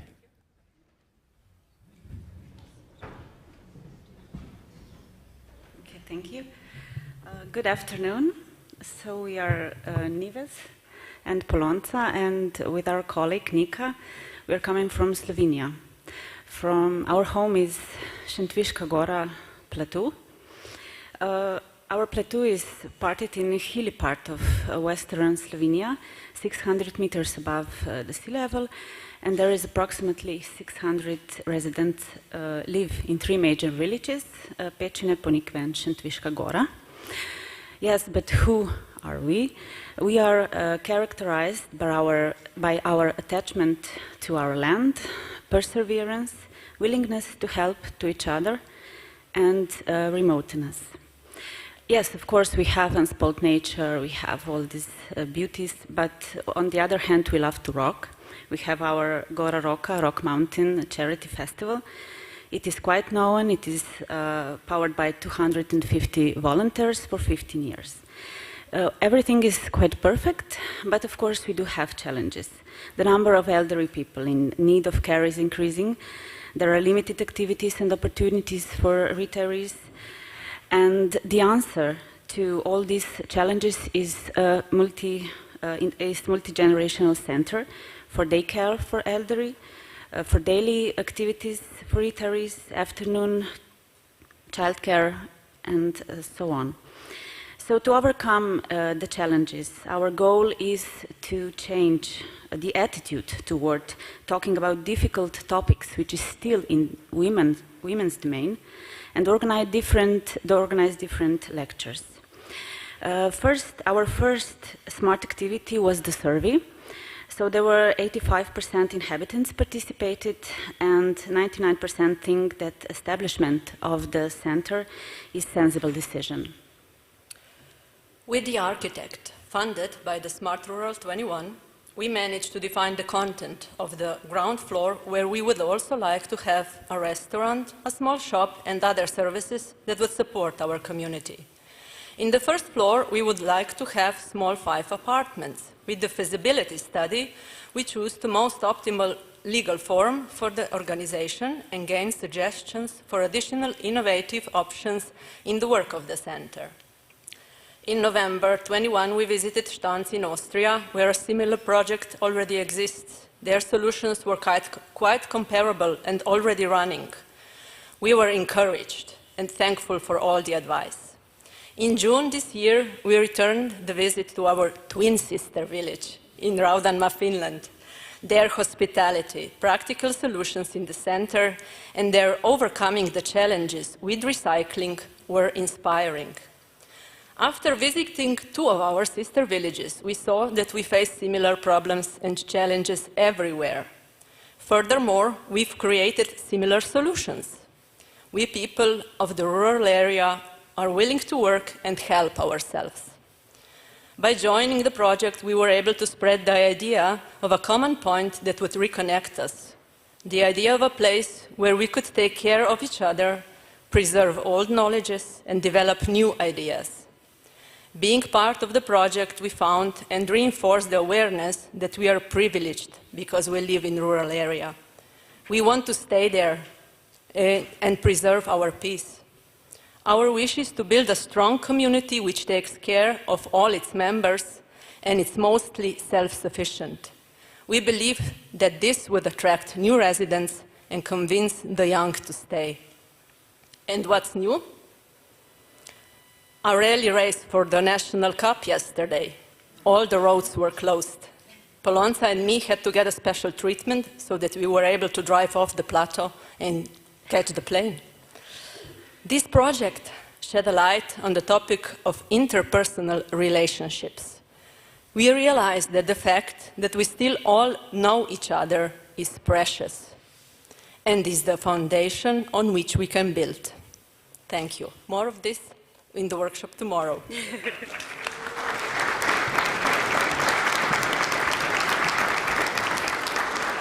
Thanks a lot, ladies. Very, very inspiring again.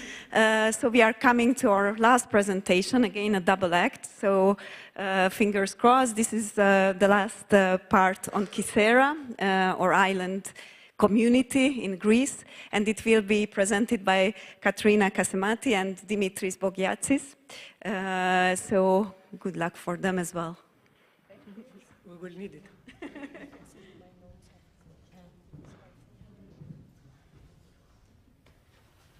Hello everyone, I'm Dimitris Bogiatsis, and together with Katarina Kasemati we'll present you Kythera and how this Greek island approaches the concept of smart villages and smart development.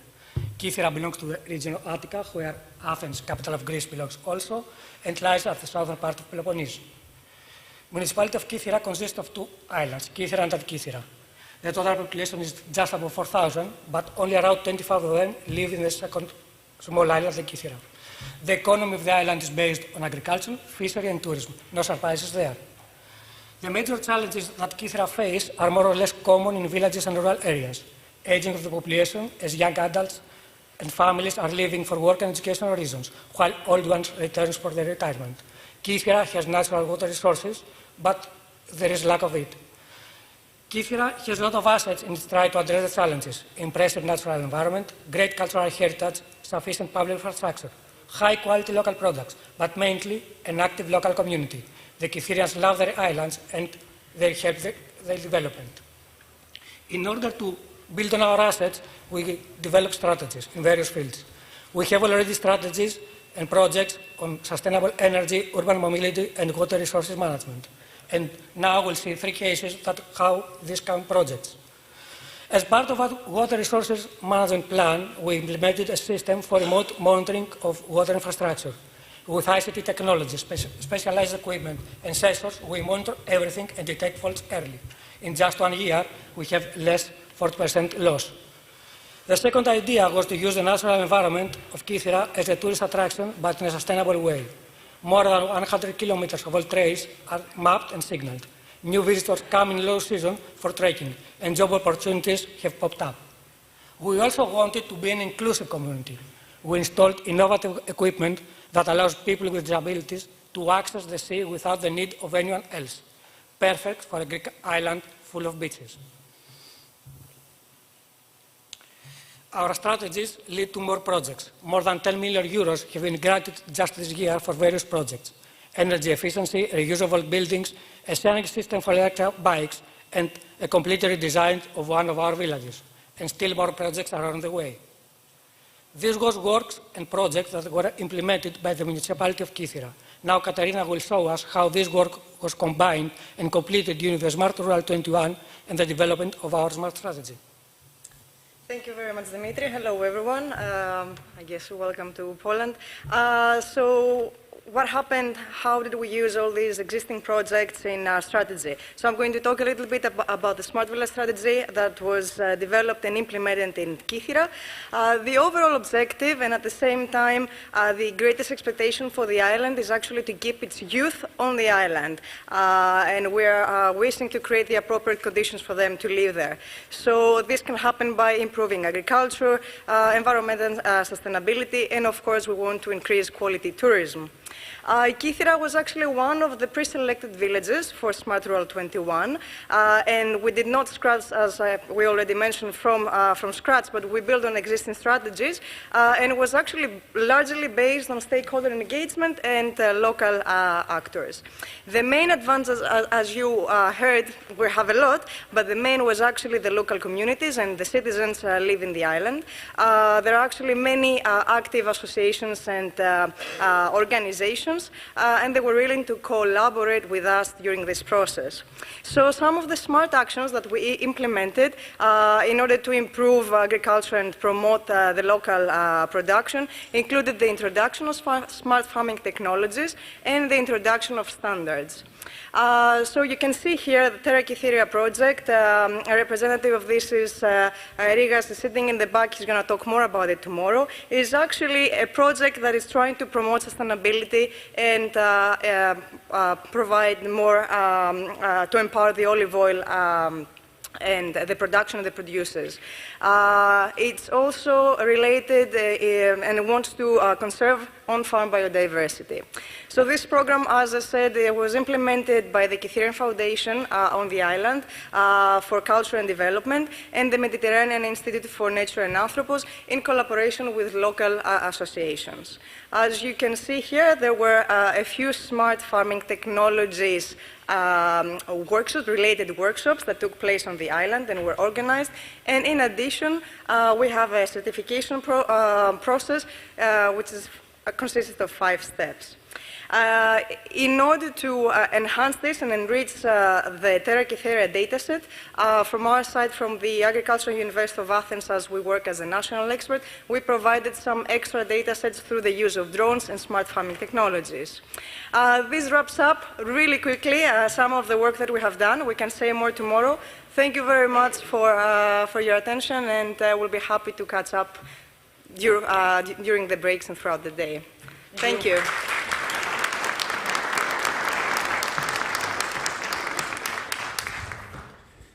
Thank you very much indeed. And can we just, that was the last presentation, so can we just have another round of applause for all of our villages that just presented to us?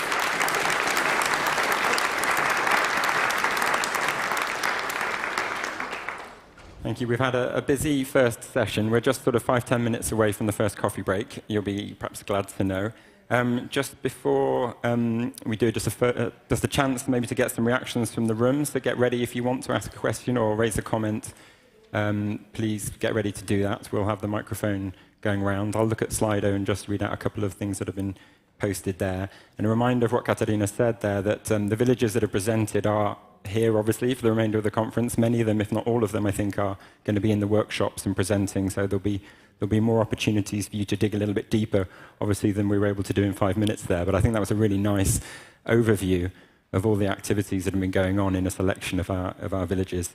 And Adina, do you want to say a little bit more about networking? Just about re-emphasizing that there are a lot of opportunities for networking. So this was just a teaser. So the idea is that you go to the communities, you start talking. Don't forget that there are other communities in the stand who have a stand, in the marketplace. So please visit them. I didn't have a chance yet today, but I will try to do in the afternoon.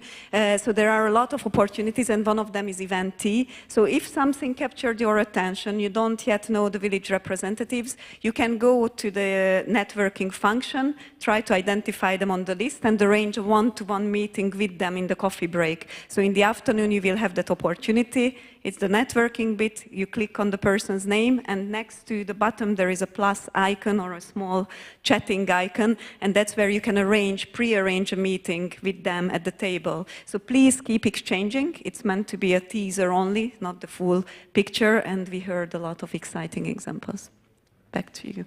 Great, thank you. So just on Slido, there's a comment made that's already got a couple of likes, and I think is perhaps quite an important message, and it's quite a strong one. Forget bottom-up, top-down. Just forget that whole dynamic. Local is not at the bottom of any kind of pyramid. It's an equal point on a triangle, and that's perhaps a useful. We talk a lot about trying to go from bottom-up to top-down the other way. Maybe it's not about that. Maybe it's just about conceiving it in a different way. So that was from Tom. And there was also a reaction about the post-project sustainability, a comment made about the importance of bringing in the private sector into that in lots of village contexts and getting that investment into some of the solutions that need to be implemented at village level. Okay, so as they say, in a second we'll we don't want to take too long. I think people are probably ready for the coffee break, but if people do have anything they want to say, start to raise your hand. But I think maybe we can show the drawing. Sergio's been hopefully drawing away. Again, I'll be seeing it for the first time along with you, but I think he's been drawing away. Wow. Adina, I don't know if you want to pull anything out. You can perhaps see better than me from there.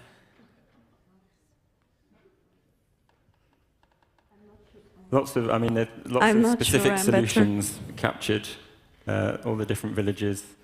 I mean, that'd be a really nice overview, perhaps something we can follow up on afterwards. Yeah, I think we all need to digest these images, and of course we will share them and use them after the event as well for reporting. So just take them in. You can take photos as well. So Sergio is working in the back, trying to capture. It's always interesting to see how an external person listening to you is capturing, or what's the main points picked up.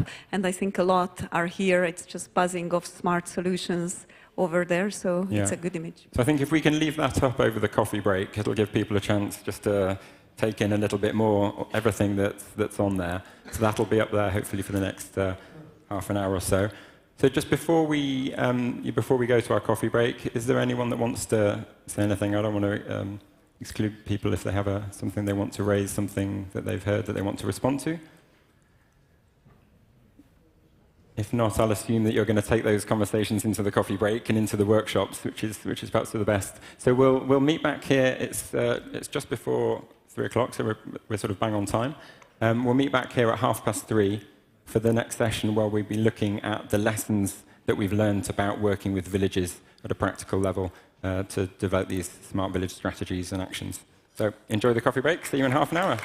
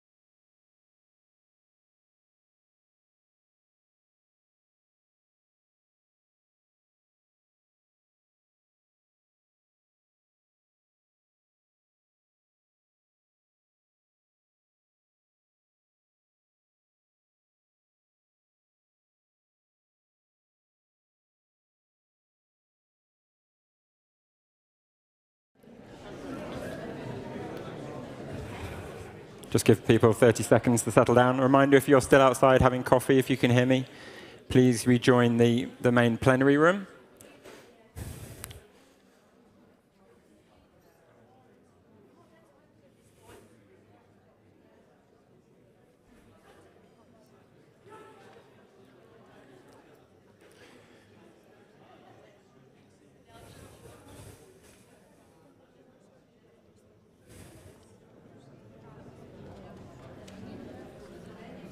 Okay, so we're now about to start a session looking. We've heard from just a reminder, we've heard from the villages, 7 of our villages, about some of the practical actions and their approaches at local level. We're now going to take a step back and think about what have we learned through this project about the process of working with villages. How does that work in practice? What maybe mistakes were made? What worked well? And what can we do in the future to support villages in the way that they need in order to be able to continue their process of sustainable local development? So we've got until 5 o'clock. We're going to try and have, you see we've put 3 chairs up here. We're going to be having a discussion with 2 of our villages in particular. Stans from Austria and Tomaszyn from Poland will be up on stage talking. But I will be encouraging also our other villages to take part from the floor in sharing their experiences about what they think they've learned about the process and how we can take that forward. Before we start the session, Adina has a quick announcement, I think, to make about the Human Library session that will follow this session. Yes, it's not so much about the session itself, but we saw there was a huge interest in the Human Library. It was kind of almost fully booked. So we have a chance because there was an empty slot, and Rigas from Kisera, who lives there and does a lot of inspiring projects, volunteered to fill that empty spot, which means that there is a new spot for Human Library in our agenda. So here is your chance to book it if you didn't get into one of the sessions, and we will introduce the Human Library itself, but you can check in Eventy and please book that session. It's a great opportunity because that seems to be the most popular one, almost. So here is another chance for us. Okay. And thanks for Rigas.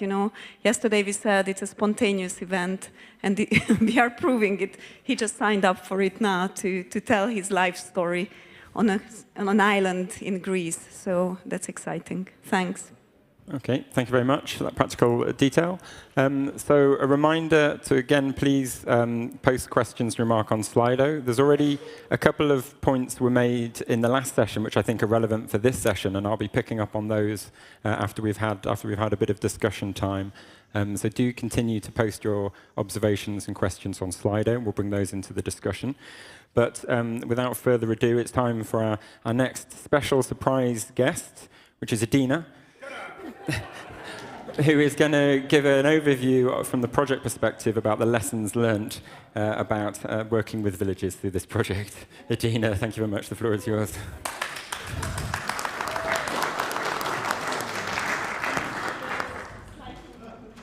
I'm really sorry for this. I really try to minimize. I'm more bored of myself than probably even than you are. But yes, we had a number of lessons learned from this project, but the exciting bit won't be me, but will be the villages, and represented on the stage by Piotr and Fritz in a minute. But as Ed was saying, we really, really would like the other villages to engage in a discussion. So this is really about the lessons that we learned through working with you, villages. We try to condense it, to share it with others. So it's not so much about the contents of the actions. It's not about just discussing energy community or regenerative agriculture. It's more about the process. So really what we have learned from the strategy development process and the strategy implementation process. So do I need to do something here? Yes, please.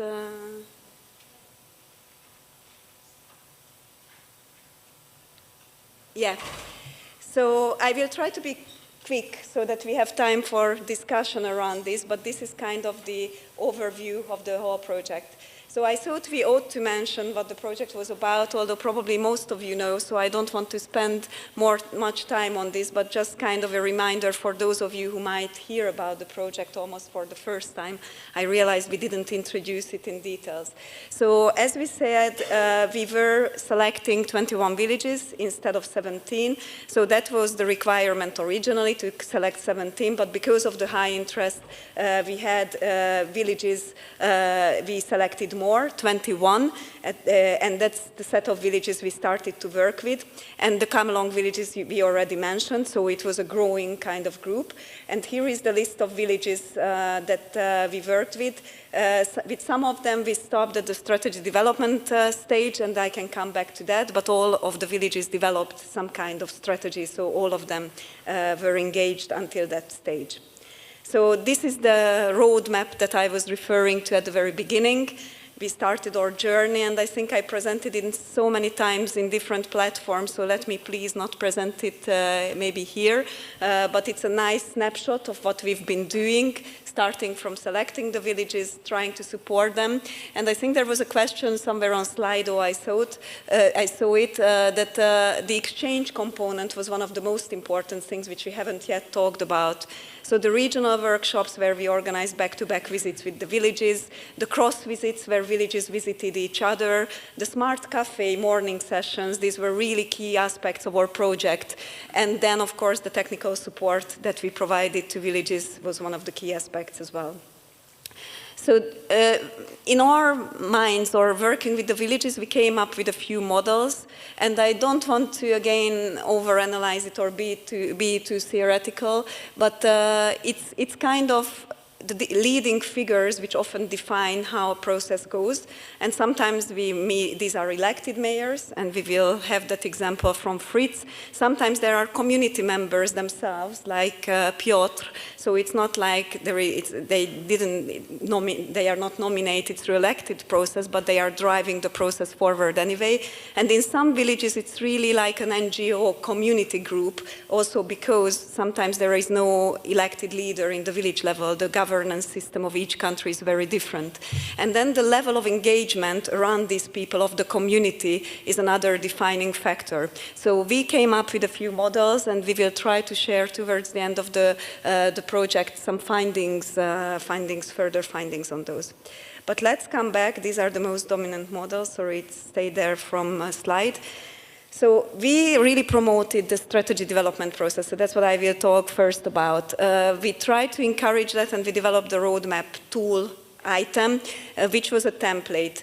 But this was meant to be a guidance, indicative, and it's no obligation. That's not the ideal template. And of course, we also might need to simplify it further potentially. So there were a lot of lessons about that. But we tried to provide guidance to villages on how to develop a strategy. So towards the end, we had some very, very exciting discussions with the village representatives, and thanks for all of you for spending, each one of you, like, I think it was some 2 hours discussion with each village and village representative, where we really wanted to kind of conclude. We still have some few outstanding interviews, so these are probably not the final figures that we have here. But essentially, the first question we asked people, the representatives of the villages, how useful they found the strategy. And you can see the results up there. We know it's been a stressful and sometimes really demanding process. But at the end of the day, most villages really appreciated the outcome and the process. Most of them, probably not necessarily all of them.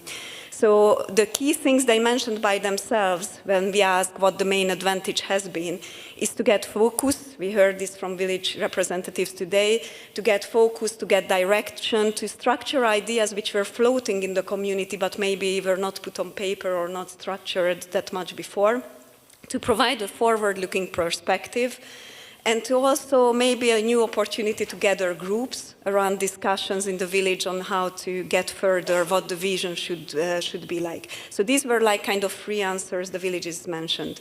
And then we had some specific questions. These were discussions, so actually we filled out together with the villages the questionnaire. It was much more about the discussion part. But one thing is how far the community members know about the strategy, which was a key thing. And there is a common so generally we have to say that it's really the village leaders who are driving this process. It's not so much the members. Many people mentioned this, many village representatives, that communicating a strategy to the members, it's not that easy because people are not really reading strategies, you know, they are not so much interested, they are really much more interested in action. So every village made an effort to communicate it. Maybe it should be translated into a different language. Of course, formal documents are really not helpful in communities. But they still said like they really started to raise awareness about the village strategy and the fact that there is a strategy many in the community know, but maybe not all the details, not every single item within there. And then we had some specific questions. So you can see that many villages said that it's really very much helped to structure the ideas within the community. Some said to some extent. Another question, how far the strategy process helped to develop a vision, a longer-term vision for the community. Some said they already had it, so it was not specifically the strategy that helped to develop. It was putting it down on paper, some ideas and vision which were kind of in the community already. And how far the strategy helped to communicate externally. So did it help you to connect to regional authorities, to local action groups and so on. And we got some very interesting comments on that. So really many villages felt that it gave credibility, it gave visibility. So this, being part of this whole process and develop a strategy could help to reinforce what they were doing or to communicate better what they were doing towards different levels. And then the golden question, like whether it helps to apply for funding. And I'm hearing the voices here. I just spoke to village representatives now that often there is no funding available or the strategy doesn't yet facilitate that process. We are really hoping that that's what's going to happen in this coming programming period, and that's what I encouraged you to do from the beginning, but it's that everybody should somehow ensure or make steps that these initiatives get funding, because that's an absolutely crucial thing. But many villages at the same time were hopeful that it will really help, so they started to submit applications, they used the strategy contents, and they were saying that they are still waiting for results for some of these funding applications. So a few key points and lessons from the whole process. We learned, and that was always the intention, that we need to be flexible. It wouldn't be good if the smart village process went in a direction that there is a formal format and obligation to develop a strategy. We think it's important to create a vision for the community, but it's for the community. So it's really, we cannot make it rigid. It can be maybe a simple concept or a vision document to start with. So some kind of vision for the community, but not in a highly formal structure. Capacity building is absolutely crucial, so many villages need that to develop strategies, to help to focus the ideas, and many already have it. And the linkages with higher level strategies was something which we put attention to. So to get funding, maybe we need to think of the linkages between the local action group strategies, local development strategies, maybe the regional level, how it integrates with the regional level strategies. And these are some of the actions we'll discuss in the second set of workshops tomorrow. So just a few words about the smart actions, and then I really would like to invite Piotr and Fritz on stage to tell their own experience about these two phases. So what we did here, as I was mentioning in the introductory presentation, we couldn't give, the Commission couldn't give through this instrument. It was a technical assistance project, so it was expert days that the project got, specialist expert consultancy days. We really tried to make it bottom up. I don't want to repeat myself. So three villages, based on a selection process, received a slightly higher support towards the implementation of the strategies. So that's the reason two of them, two different aspects, villages representing different aspects, Stans and Tomasin, and sorry, I missed the N at the end of Tomasin, will be sharing their experience. We wanted a very practical focus, so we identified the expertise with the villages, thinking like what's most useful for them. Sometimes we had to help to find experts. Sometimes they found it themselves. So they said that we would like to work with this expert or that expert. So they had very concrete ideas. And of course, the language knowledge was quite crucial in that. So often that expert was coming from the own country. And the expertise was identified with the villages. Yes, I just said that. So maybe it's an interesting graph just to see that it's much more easier to communicate about action to the community members than about strategy. And it's quite obvious, but it really shows in the answers. So while community members know less about a formal strategy, they know about the actions that happen, and that's what they are most interested in. So it's just a comparison. And then how far members of your community were involved in the selected smart actions. Again, many said that quite a few or many members were involved in the actions implemented in the villages, because we mostly were in touch with the village leaders and the people who were driving the process, not directly with the community members. So in this question, we had to rely on the answers from the village leaders, like how far they managed to engage. These ones I presented, I just give a snapshot because I don't want to stand on stage here any longer, but these are some of the key topics that we worked on with the villages. And it's quite interesting that you can group them into specific themes.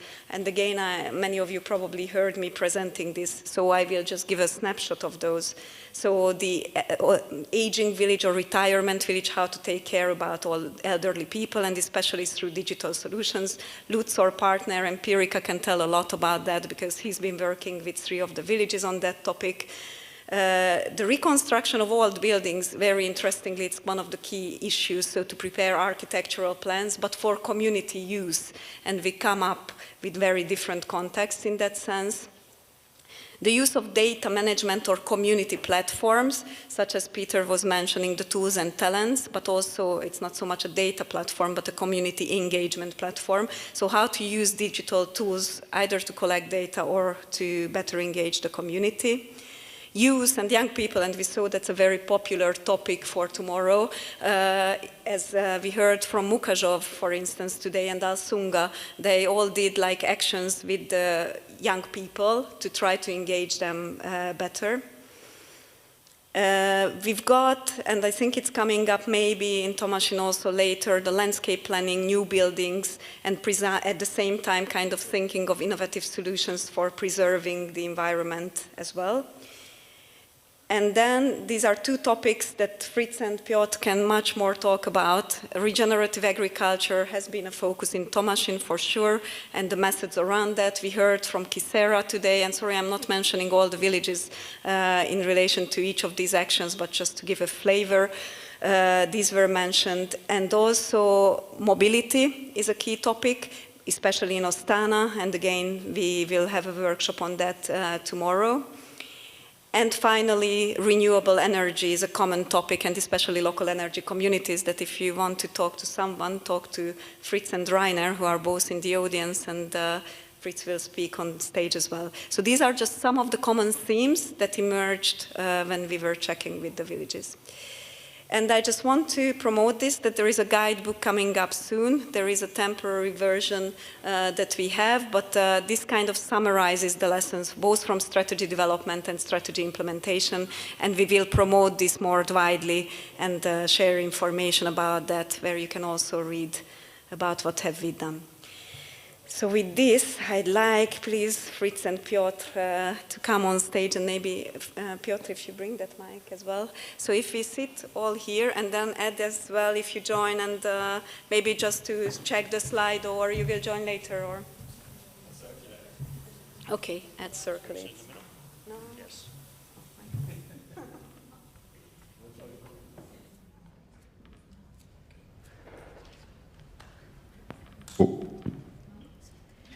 Okay. So we want to generate discussion here, and this is where I really would like to invite the other villages as well. So we will open up the floor time to tell your experience. But I think you two had a very different experience with the strategy development. I worked with Piotr and Fritz quite closely, and I know that Piotr was, for instance, saying once that the strategy is much more for guys like Fritz, who can much easier manage the community because they are a business, they have different kind of priorities, but I let you to explain that, and then I come to you, Fritz. Okay, this is hard for if you are not organization that is set to governance a region or a place, and you still want to change it and do some good job, it's very hard for us to prepare strategy, get people involved, get the money for the strategy, and also realize it, yeah? And especially that cooperatives or companies, they also have to come with the profit, because otherwise the members will go away, basically. I mean, people invest money not to lose it. And we have a public fundings that are supposed to cover that kind of stuff, yeah? So especially in the case like ours, where we are not a public company, we're totally private cooperative, and we want to do a lot of changes. It's as far as I learned, it's almost impossible for us to get funding so far for anything. We have to fund everything ourselves, and we have no access to public funding, basically. So everything we develop from our income that we have to bring first, because there is no investment and development without income, like in any business model. So because of that, maybe we are more successful, because we cannot afford anything that is not practical and is not working. We have no place for mistakes. Our mistakes might be the end of our cooperative next day. We might lose the funding, basically, that we have our own, and nobody is giving anything to us to grow those ideas or to go farther. And now, when we are putting a lot of hard power engagement of the community to make that strategy, and then we learn the strategy is going to end up in the shelf, you know, because there is no funding way for that strategy to make a second life.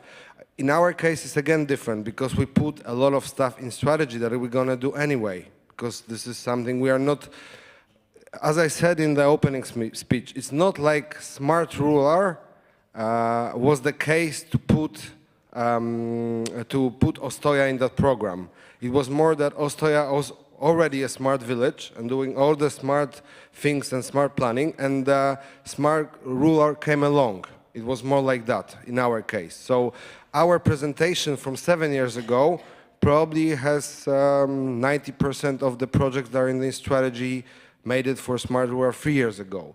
But the presentation that we did was really presentation for us, for the community, for the investors, to be used. And the strategy that we had to do for smart rural is much more formal, and for me the biggest loss is that nobody reads it except for me. So I try to send it to official places, to our mayor, and our mayor didn't have time to read it, so he doesn't care. But now we have a new mayor that does care a little bit more. But this is, again, you see, we are between somebody care or doesn't care, and the strategy is there, the work was done, the heart was put it in, and the worst thing is that nothing happens. The second thing, I think that this is thing that needs to change, that we really have to have distinguished two different inputs for the strategies like that.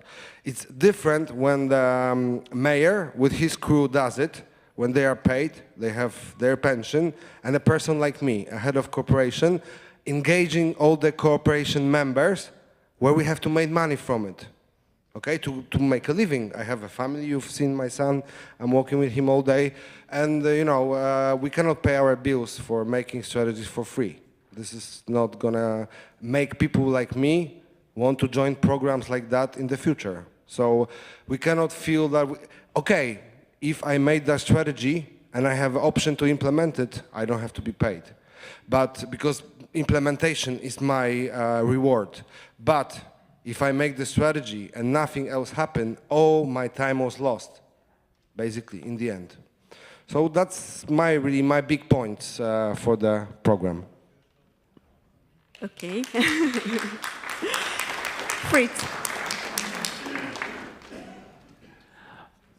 Well, to have a strategy is a prerequisite and mandatory, because I use public money, you know, and people want to know what's going on next 5 years. So for us, strategy was very, very useful, because it gives us very good structure in terms of what's the biggest problem we have. It's not the biggest problem the mayor sees. It's all about the people, you know? So to have a strategy is it's for me, it's a line and it's a type of living paper. It changes not every day, but it changes maybe every year because we are adapting it to the situation we are aware of. So for us, it's very, very important to have one. And I think it's very important in terms of communication with people, because people are asking what's going on in the community. And I've learned that the question is, I'm a mayor of a very, very small community. So when you are a mayor of a small community, you're always short of money, you know? I am the head of a citizens list, so we are, have a little bit more degrees of freedom in terms of compared to the classical political parties. But short, money is always short. So the problem is, what's the biggest problem? That's not the biggest problem the mayor sees. That's the biggest problem people are deciding. That's our main goal. So to have a strategy to think about what's the biggest problem, it's very, very useful. And when you ask people, what's your biggest problem, you need to have a lot of know-how. So how to set up a participation process, for example. How to include experts. People don't trust politicians, people don't trust experts, you know? So it's a very, very, a sensitive situation where and when you want to be successful. So Smart Rural 21 gives us the opportunity to make structure because they forced us to write down just 3 problems. Now we are working in 2 fields. The one is development of civil society, and the second one is energy. And the third one will be maybe tourism. But as a small community, we are about 1,850 inhabitants. You can't solve every problem, you know? So you had to fix on what's the biggest issue in our community. And strategy is a good tool for it. It's not fixed in terms of its use for the next 5 years. We adapt it every year, maybe once a year. Now we are in charge for 7 years, and we have maybe done it 3 different versions. But we always stick to the plan. We try to. Thanks a lot. I think you really heard 2 different perspectives, and that's kind of what emerged from this project. So from a project perspective, and maybe that's what we need to think about, that we need to communicate even more, like the usefulness of the strategy in the sense that it doesn't need to be, and that's what we tried, and that's what we are still saying, it doesn't need to be in a specific format. So, you know, like, it could be maybe the Ostoja plan, and maybe that should be the focus, you know, for communities like Ostoja leading. So I think that's where sometimes this tension is coming from, that the communities have to understand that it's for them. And that's maybe, you know, we heard from some communities as well that that they are always used to, if they are given a template, even if it's said you don't have to use it, they will use it because they think, you know, that's what they have to do. So I think one lesson to learned here, that you can, we think vision is important, so in that sense I tend to agree. Whether it's a business, for instance, vision is important, like to know where you are heading, that's our belief at least. But I think that's what I showed on the slide, that flexibility is important as well. So you have to adapt it, you don't have to do it for us, you don't have to do it for the Commission, you have to do it for yourself and find useful parts in there. At least that was some of the lessons from our side, and I think we need to communicate that probably even more and more clearly, and we need to think of not to make it a rigid structure, which was not meant to be, but sometimes maybe it was too much followed and then it didn't match, for instance, like in Piotr cases, the local context. But I think if we were, for instance, to develop a new strategy, I would start with the Ostoja one, and maybe that was one part which we should have or could have even, because, you know, it's an important, you build a community. Oh my God. I have to say something. Okay, if anyone from you. No, it's not about Edina. You see, We even, because to understand what we did and why we are a little bit disappointed is because we went a step farther. And we actually did a strategy for every small community in Europe. Because our regenerative agriculture strategy is able to be engaged everywhere there is a farming. And I think farming is like 90% of agricultural land, yeah? So we try to do a universal strategy for everybody, with the solutions for everybody, not for ourselves only. Of course, we're using this solution and we have to master them and to be, you know, the best we can have to be successful, to be successful in the many ways, okay? So to bring back the money that we invest in so the community can grow, basically, yeah? And that was the thing that we had in mind doing that strategy, and that's why we went many steps farther, because we didn't use only local knowledge, but we really went to specialists over Europe in Ostoja, yeah? And we are inspired by George from Perkins from Sweden, from guys from Canada, guys from Holland, from England, and there are so many different solutions that you have put together to have a good strategy that I don't know many people that are actually able to do it. And then when you have that great strategy and so many points in it, and Andrzej Hałasiewicz, who was on that side, was also involved to bring that strategy more to local levels, to national level strategy, to connect what we have in mind. And even though it was all done together, we still cannot use the strategy because it's not understandable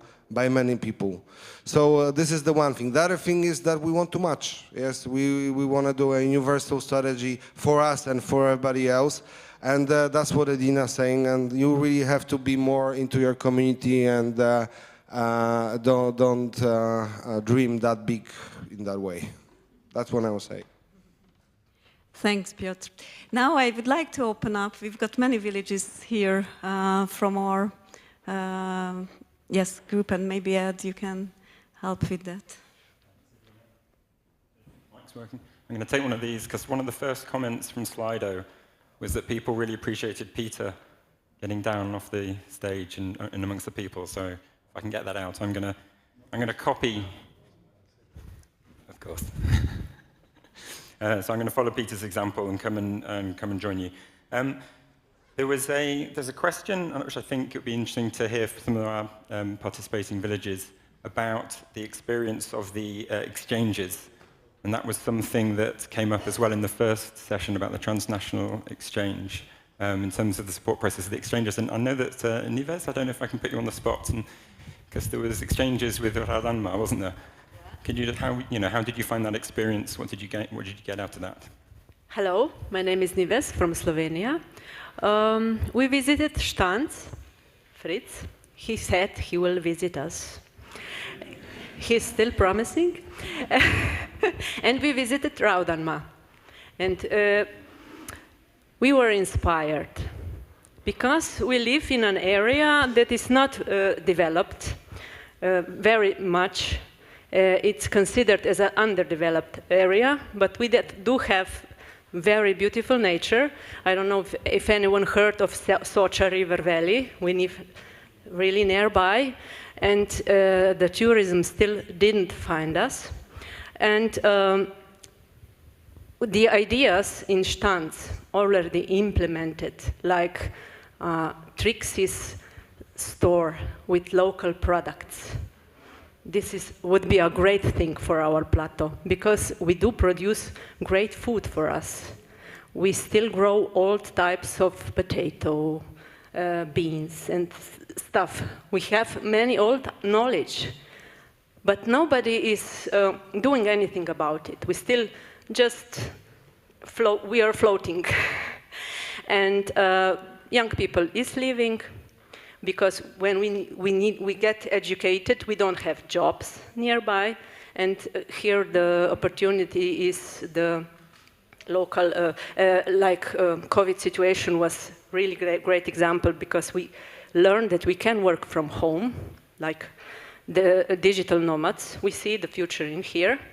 And the visit in Raudanma, where they did stick together, revive the old school The building you saw, it's only finished outside. It was an old school for our community, built with our volunteers in the past, and it was renewed with the funding from the earthquake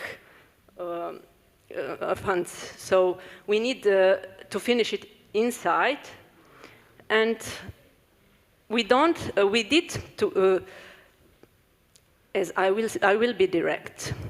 There is,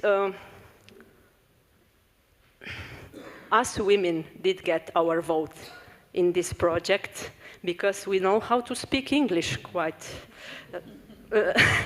And our men listened to us when we said that this point where we could meet and discuss things. Nowadays, we feel that we are not questioned. They don't ask what we would like. And the survey that we did was really important, and they were very surprised because of a great support that this center would get. And we were really encouraged by Anina for this survey. And we were very thankful that we could travel to Stans and to Finland and to see things running.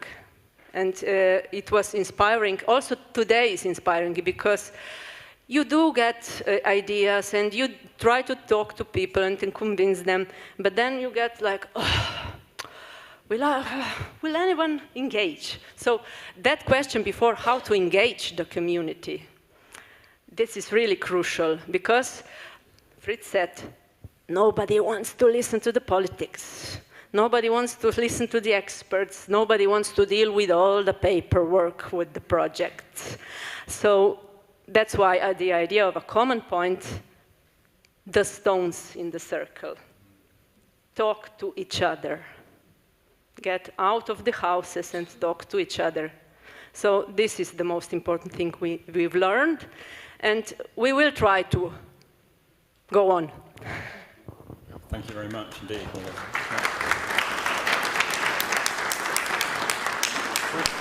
Yeah, just some of the other villagers maybe share their experience. Peter, you want to? Yeah, this is a brief remark to what especially Dina has been saying here, because I've been one of the guys who's been really critical about this whole idea of a strategy, because it's really difficult to understand what do these consultants mean by this. When I talk to people in my village about strategies, they get sort of blank. We know about plans, we know about actions, but strategies. And perhaps we should reconsider, and I hear that you have been reconsidering this, and congratulations for listening to this, because I think we should consider how we communicate about this strategy work, and talk about, for instance, visions or ideas or planning or those kinds of concepts. I think that would help greatly. And when Peter Plant on tour talking about this in Denmark, when I talk about this, I don't use these ideas, but in every village hall, when I talk about this, everyone has a plan. They all have visions, they all have ideas or wishes or hopes, that kind of thing. And I think if we build on that, and I hear that you've been really listening closely to the criticism here, so thank you very much for doing that. Also, perhaps if I can take this to another level, I'm the chairman of the local action group, and I'm engaged in national local action group policies. And in those circles, the local action groups, the idea of smart rural development, not just villages, but smart rural development, is now catching on. And people are now listening to me as one of the lag people. So I'm trying actually to combine the two, if you like. I think it's really important in terms of policy development that we think about some of the funding mechanisms, where are you, Piotr?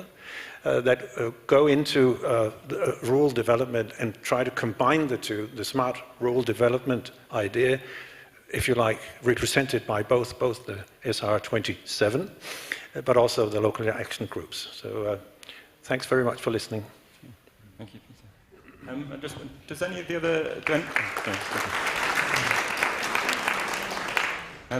would any of the other villages like to share their story about the transnational exchange, the visits, and what they, how they benefited from those, what they learnt? Or the strategy. Or the strategy, indeed. But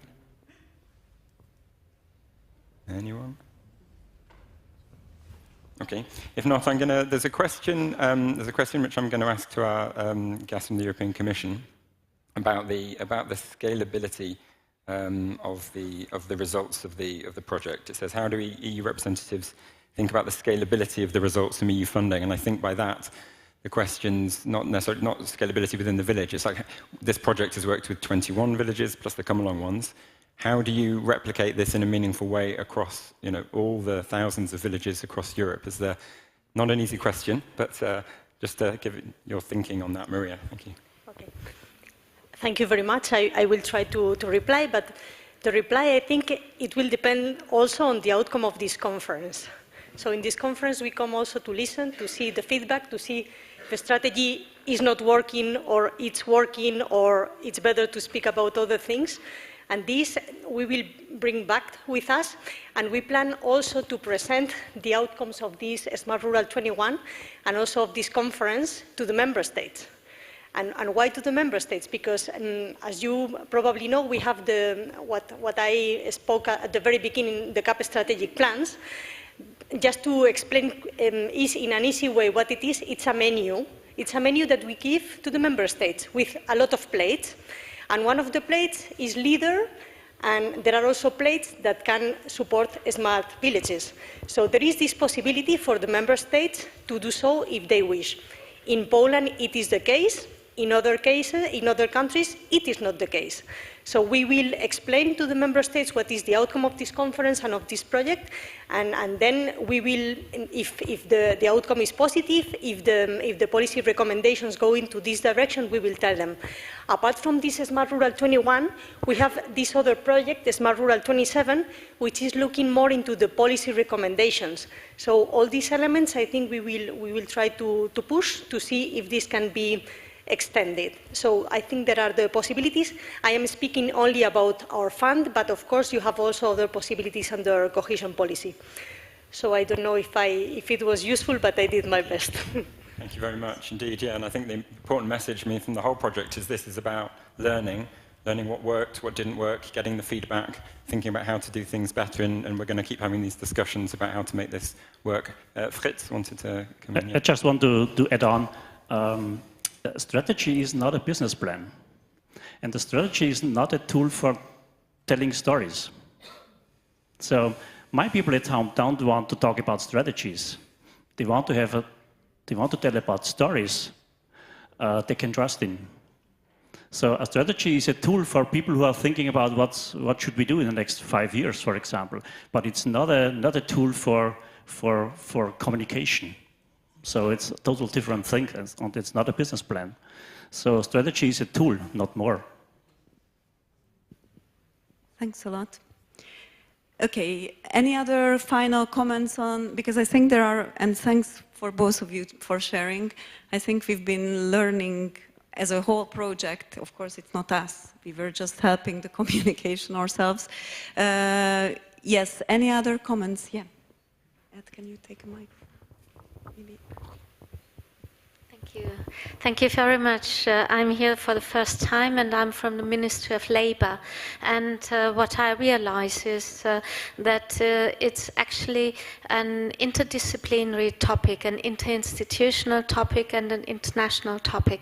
And I see only a very channel reaction or channel when there is the Commission from agriculture. I just wonder why there is no cooperation with DG EMPL, for instance, employment, because employment is a very important issue when developing regions, and somebody was even mentioning it. And when it comes to money and funding, so there could be synergies in bringing this together. And employment, if you're putting investment into the employment, then regions prosper and are not dependent any longer on funding. So it would be an attractor for itself. And I would recommend from the European Commission to more engage with their other DGs and to get the idea to work together, and also coming out of the silos in which we're all in.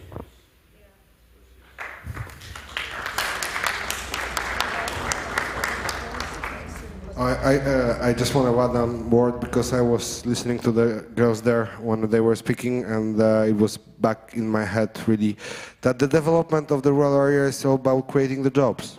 If you want young people to stay there, give them the job there that they will be proud of. Not a job, wasty job for the lowest minimum wage. Then they go to the city. You never stop them there. So that's what we're trying to create, to bring 21st century to the village. So we get the young people coming. So they start using robots, they doing the social media, they doing the direct sale, and they feel the money coming there. If they don't feel it, they go where the money is, to IT, to army, whatever, but not to farming. Because right now farming is the worst thing there is in Europe, really. Historically, from 100 years since the revolution that we have, first and second and third technical revolution, the farming was also said by the father to the son, go to the city and find the real job. That's what we hear in the villages. Go to the city and find the real job. How do you want to build the villages if all the best people are going to the city to find the real job? Because we don't have real jobs in the villages. And we have to create them. And that's what we're trying to do. And also put the meaning to it. So we just don't farm, we change the planet, we save the planet. That's what the young people will go for. Not just the slogan, they have to get paid well and they have the reason to go for the village. Other way, they choose gaming, IT. I can give you, I am from the media guy, So it's really, like I can make 10 times more in any other business than farms right now. Okay, so maybe I'm a little bit crazy, that's why I'm doing that. You are a little bit crazy. I can confirm that. Okay, let's move to the other subject because I want to hear your opinion on that. So this project had the strategy development. I think we learned lessons. I tend to agree with Fritz in many ways that it's not a communication tool. For some communities it could be useful, but we also hear that there is need of flexibility, so you heard that right, Peter, so we need to think of the right format for the communities, and everybody, I think the communities are to judge. So like what's the best format for them or what's worth investing in. So maybe we can close that discussion, although please talk to the other villages as well. Overall, we had a positive picture, but we wanted to hear both sides. So let's move, I don't know how we are in time, but we want to move a bit to the actions taken and how the project supported it. So without going too much into the subject, which we will cover tomorrow in the thematic sessions, maybe Fritz, you can say like what kind of support you used. We can start with you, and then Piotr also with the different actions that you implemented and how it benefited you and if it was the right method, the project.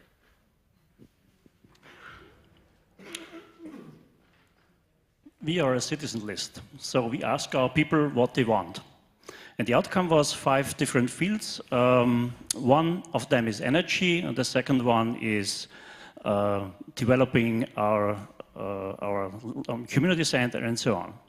So one action was to develop a local energy group. We asked people, what is the main reason to join this group? We have 74 or 72 members. So that's pretty much. 3 years ago, people said, we don't use it, we don't need it because natural gas was very inexpensive, and now it's the other way around. Everyone wants want to be part of this group. The main reason people are members of this group is to get independent from the local energy supplier. The main reason is not to get cheap energy. Rainer is over there. He did a very nice research of the motivation of these people. So I don't know why it is this way, but it is. So they want to be a little bit more independent. They want to be more resilient to all these things which comes down to our local level from the big world, you know. So, and I understand you very well because people want to have a good life, and in Austria, 30 years, people are talking about the big problems in rural areas. Deploying, and people are going thousands of problems. Now I'm convinced about that the rural areas is part of the solution. We produce food, we produce good air, we produce water and many other things. And this is what we should talk. This is a good story to people, I think. It's not my main work is not to pave roads, you know. I had to talk about infrastructure, but my main reason I'm in this project is we are losing this glue. Our social society is disintegrating, and that's very, very sad thing because I can feel it every day. And when 2016 we have a big flooding, we have very catastrophic flooding, and people stand together. Doesn't depend about personal opinions. They stand together and try to manage and overcome all this stuff.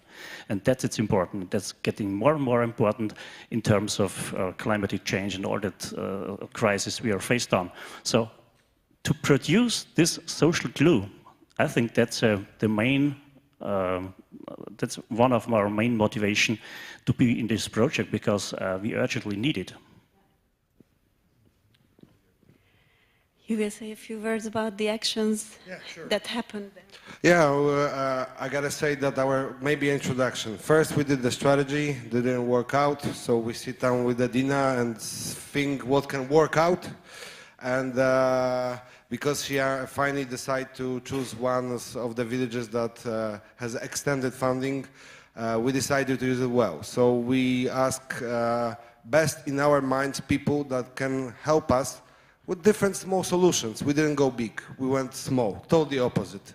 So we find 10 solutions, totally from different areas. One is water, the other one is the plan for animal gazing. The third one is the passive Chinese-style solar greenhouse. What else? There's a lot of small projects. I will show you more in Tomashin on Wednesday with the details, and I can answer and show you all the details in all the projects because most of them are either well planned or already implemented.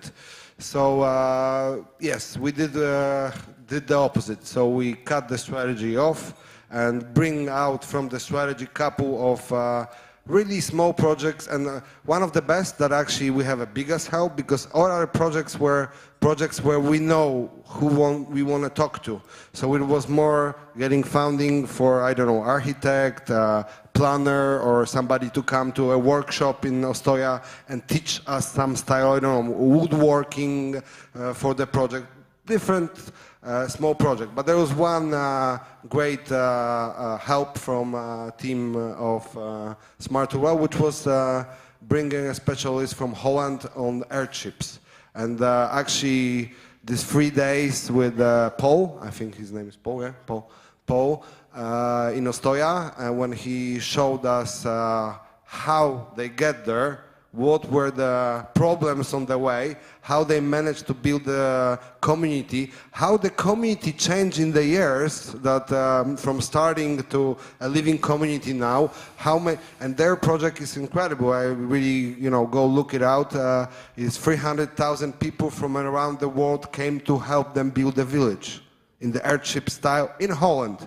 So it's great. That was a great project, great exchange, and knowledge from the founder, really. Not an architect, he was not an architect, he was no specialist, he was the founder. So he was the one causing the process to happen, and he had to go over all the things that we have to go over in our projects. It was a great help, and also an eye-opener that not only in our country we have to go over, different hard, long-lasting processes.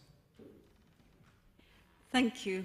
And yet again, I don't know what's up on Slido. Do we want to? Because I can't see. Yeah, there's a couple of questions which I'm going to combine, and it's for you, Adina, I think, possibly.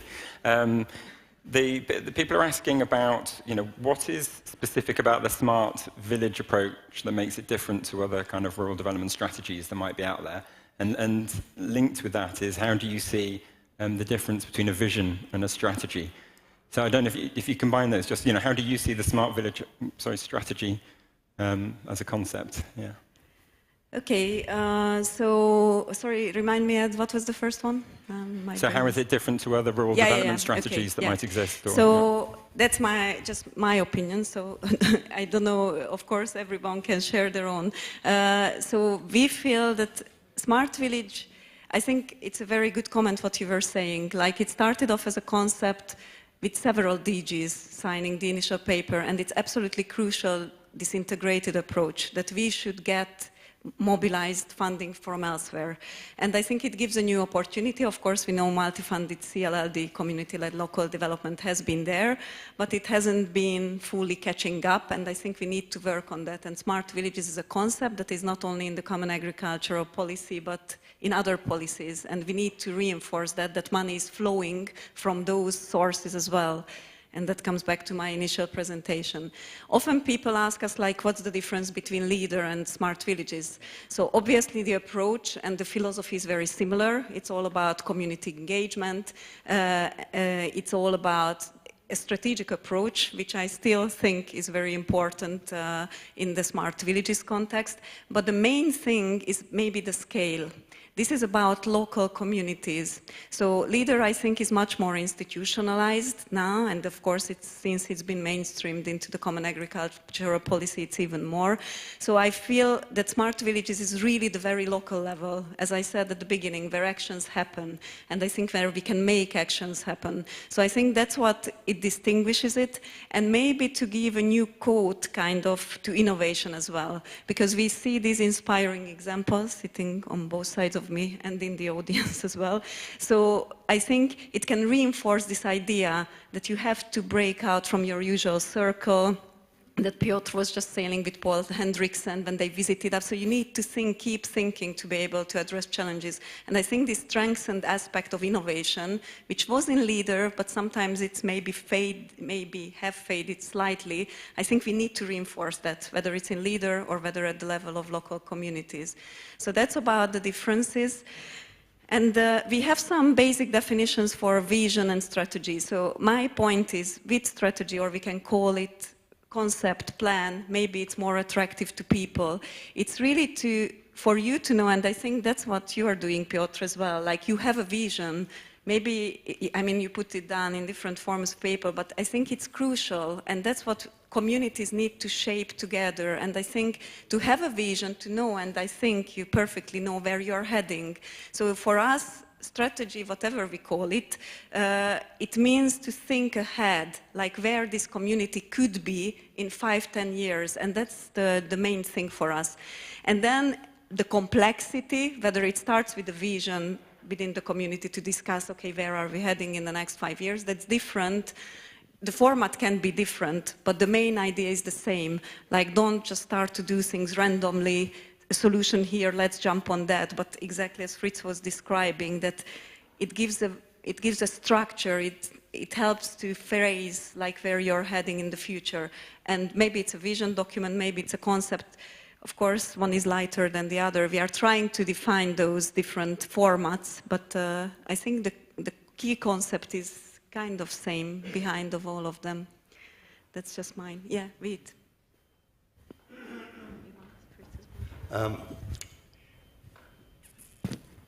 I've been thinking on this discussion, and I've got a feeling that we are not having the good focus. STANS is a system group. You are used to deal with the system, with the government, several types of governments, etc. Piotr is not. Definitely not. He just wants work and to get it done. And probably he became a member of Smart Villages that he hoped that he would get some support from Smart Villages, money, entrances in several governments, etc. The lady from the Ministry of Labour, who just made a remark, is, I think, completely right. what's happening, I think, is that smart villages are low, small initiatives. And they don't think in the silos of Brussels, of their national governments, of their provincial governments, of their regional governments, and their local governments. So they have to reorganize the instruments of the system to their thing.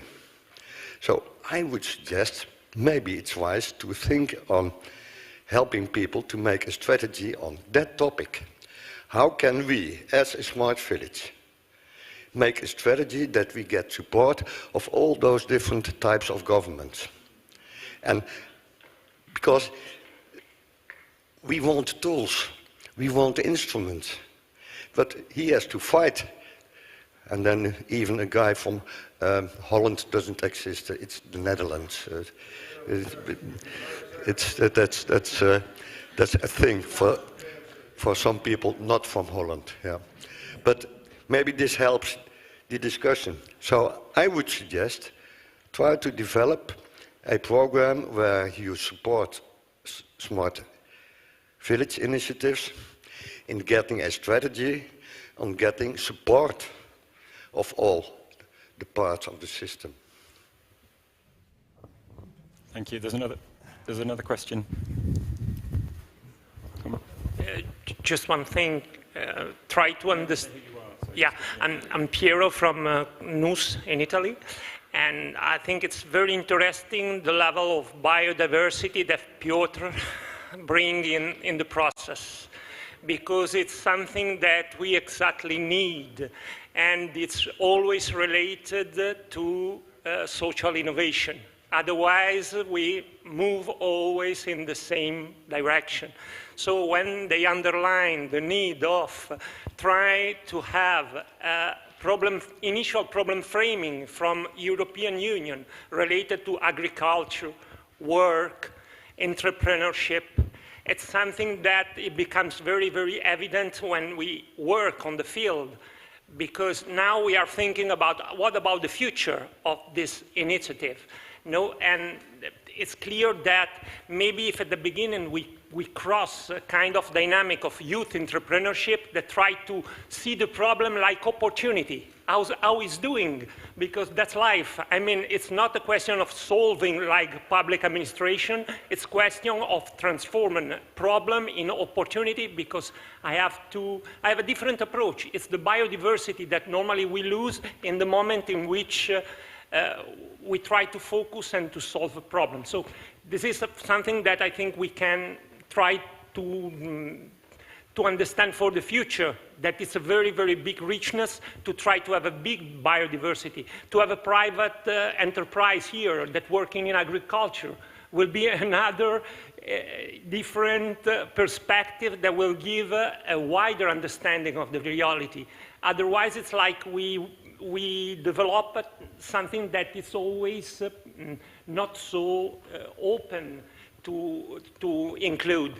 But the thing that I really like is that the flexibility of the project that involves somebody that is like a divergent point of view related to that, and it's a richness. But the idea is how to develop a project that facilitate this kind of connection and this kind of divergent perception of the reality. And it's from there that we have innovative, solution for the future. Fritz, you want to do? No? You changed your mind. Okay. I don't know, how are we on time? We still have some time? Yeah, 5 minutes. Okay. I still would like to hear a little bit about some of the villages. Like, I don't know, maybe, I'm sorry, I'm just looking around, but Alsunga, Daiga, you want to share your experience, and maybe Ostana could say, and Szentwiszka, yeah, please. Sylvia. Hi, I'm Silvia, mayor of Ostana, and I'm pretty sure that all the people that are in this room work hard in the last two years. And I could say that we are proud about the strategy and the vision that we built thanks to the project. But I'm pretty sure that without a concrete action that will bring our strategy to the politician level, that would be a work that we can just leave on the table. Because I'm absolutely agree that our strategy and our vision and all the process that we did in the last 2 years was very helpful. For some municipality probably to create a vision, no? We all work trying to clarify a lot of objectives and goals, but we cannot live and to give some tips to the people that are living in our village. They want to have some answer. And if the national, regional, and European level don't listen to the strategy, that would be a work that would be not useful, you know. And it's gonna be very frustrating because we work hard, and as he said, we put our passion, our voluntary work. Even if I'm a mayor, I'm working voluntary so many hours. But without some kind of concrete action, I can say that we will lose time, and we don't have time to lose because we are all working in a small reality, and we all know how hard it is to work every single day because we are managing problem starting from, let's say, for me now is going to be the snow time, so it's a nightmare, okay? And till thinks about strategy. I think a Smart Rural 21st was very useful to give us time to think about the strategy and the vision, but now we need to get some answer from the high level. Otherwise, it would be just a theoretical exercise. And I really think that that would be a kind of opportunity that we have to catch. Okay, I would like to say something too. We did the survey. The people were united. And now, the future of our project is dependent on which mayor will be elected in our municipality in the valley. With the survey, we were united that we want to live together and work together. And now we come to this level where it's again important who is who. To which party do you belong to or not? Do you have anyone at the municipality that is taking your project forward? And this is where the people get discouraged because, okay, we've told, but nobody listens. It's again the politics. Okay, there's Tiger as well.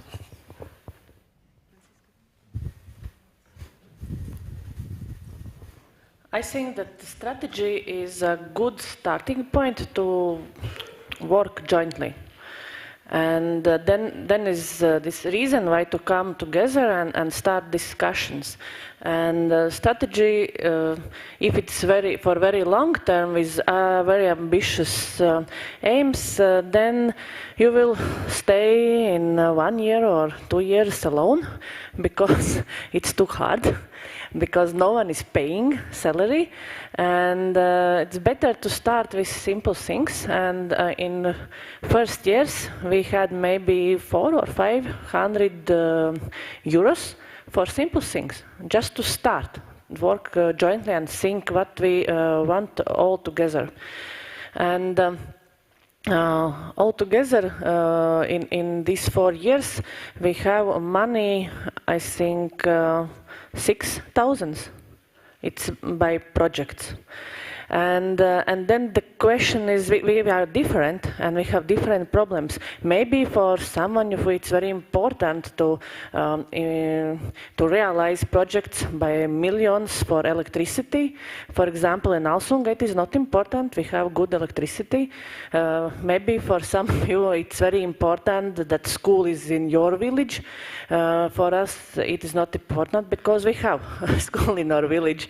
But we have another problem. This school is going smaller and smaller and smaller. And so we understand that in one day, municipality will say, okay, we will stop. You are too less. And if we start to think about these things today, then we can start discussion and go to municipality and explain them and say, so this part is what we are ready to do by ourselves. And we need a little bit help from you. And it will be really cheaper and really good for municipality. And we will say that you are a very good municipality for other villages in here, that you understand people in rural area, and in our municipality it works. Because we are not asking for millions. Just for some hundred, for one project, just for some 100 projects, just for our tractor to help to build some nice things for children. And therefore, I want to say that think about strategy. Because strategy is think what you really need, not for projects that you must be innovative. Why do you need all these things that you are putting here in? Does villagers really need them? Okay, thank you very much. Yeah. And then, Thank you. Hello, so my name is Francisco. I come from Vila Boa do Bispo. It's a very long name, so you can just say VBB. We're a small community in the north of Portugal, and I think maybe our story or insight on how the strategy was developed can somehow help the discussion. So basically, as a proper Portuguese person, we were taking it very late to write the strategy and everything. So thank you, Anita, wherever you are, for pressuring us. Yeah. they are actually, it's a come-along village which needs to be managed. Come along, yeah. So, and what we were realizing around 2019 and 2020, we were doing things. Projects were happening, we were getting funding because people wanted to do things, the youngsters were wanting to get involved, and things were happening naturally. And the projects by themselves could make VBB smart. But the thing is, at some point, we realized, okay, so this is the last mandate of the team. Where is the vision? The vision can continue in the people, but since there is a high chance that the long-term impacts would not live on, the strategy is needed. And this is when we started writing things, and actually, the process of developing the strategy helped just arranging things. So we realized, oh, so this youth project is aligned in climate action, and this one is for youth engagement. And then we also have this project which is related to long-term impacts. And this way, we developed a tool, the tricycle, which we kept talking in the market.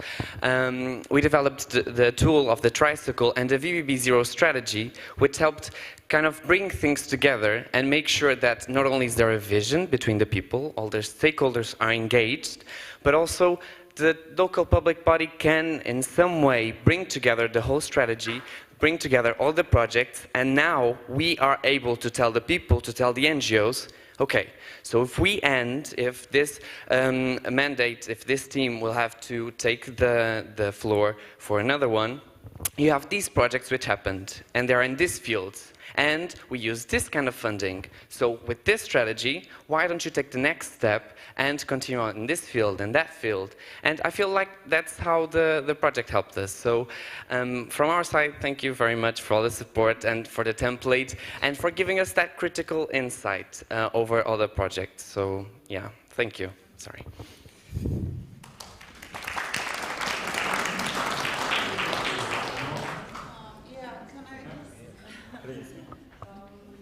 Well, hey, my name is Nika. I'm from Slovenia, Šentviška Gora Plateau. I agree with Piotr. Back in 2012, I was in this local group and we prepared the local development program for Šentviška Gora Plateau. But it was it served like a tool for municipality. What people in Šentviška Gora Plateau, what do we need? Infrastructure, etc. And when we started to write this proposal, we did the evaluation, and it was actually when we just okay, check, but it was we did quite a lot of work, and it was very I don't know how to put it. It served the strategy preparement. It served us as a way of evaluation of the whole work we did in the past. But now it doesn't matter how you call it, whether it's a vision or program or strategy. It's a tool that it's structural, a tool for the future work that needs to be done. Our development program, it served also for municipality. We told them, we did the evaluation of money, pros and cons and stuff. But now, when I first talked and represented to our mayor our strategy, I'm not sure if he understood what do we want or what do we need. Yeah. So when I was writing the strategy, I've put a lot of efforts and work and free time and stuff. Well, yeah, my family wasn't very happy, obviously. But I'm just worried that everything that we wrote in that paper, in that document, that it would be put away, without any future. Yeah, and I agree that with the lady before who said that, well, DGs needs to work together because there's not just farming. We have to deal with depopulation, and that's social issues that are so infrastructure, depopulation, yeah, money for transport. You know, why to develop infrastructure if there's no people to use it? That doesn't make any sense. Sorry. Thank you. Thank you very much for these really open and honest contributions to this conversation. And we're going to, we need to, I think, wrap up because in a second we're going to start the smaller networking sessions. And I'm sure that lots of these conversations will carry on in that format. I don't know yet if the last, I'll give a last word to each of the people on the mini panel, if you like, before. And maybe just while they're doing that, can we have the drawing from the illustrator on the screen? Because I think there'll probably be a lot as well to absorb, and so people can look at that while they listen to these final comments. Thank you. I just want to add on that you get stuck in the authorities. No mayor in the world would be against your concept when all people of your community are part of this concept. So that's the problem, I think. So to get support by as many people as possible, maybe you have a different decision. Okay. So I do agree and don't agree because this is really where you're standing, you know, when we are standing and we're independent and we are down there as an organization and we have no power to make a choice and to present, then our feelings are similar here, yeah? That we feel that all the work we did and put can be wasted. And this is the biggest scare that we have, that nobody's gonna reuse it, and especially if you engage like we did, we engage with the community, we talk with everybody. But in our case, I will just go to the point. Our community decide, do whatever you want, but create the jobs, then we will stay. If you don't create jobs, we go where the jobs are. And that's the bottom line at the end of the day. And it's not about the bottom line of the future of the villages. Are we gonna create the jobs of the future? Are we going to stay with the jobs of 18th century? Then we're going to have 18th century people living here and 21st century people living where the 21st century jobs are.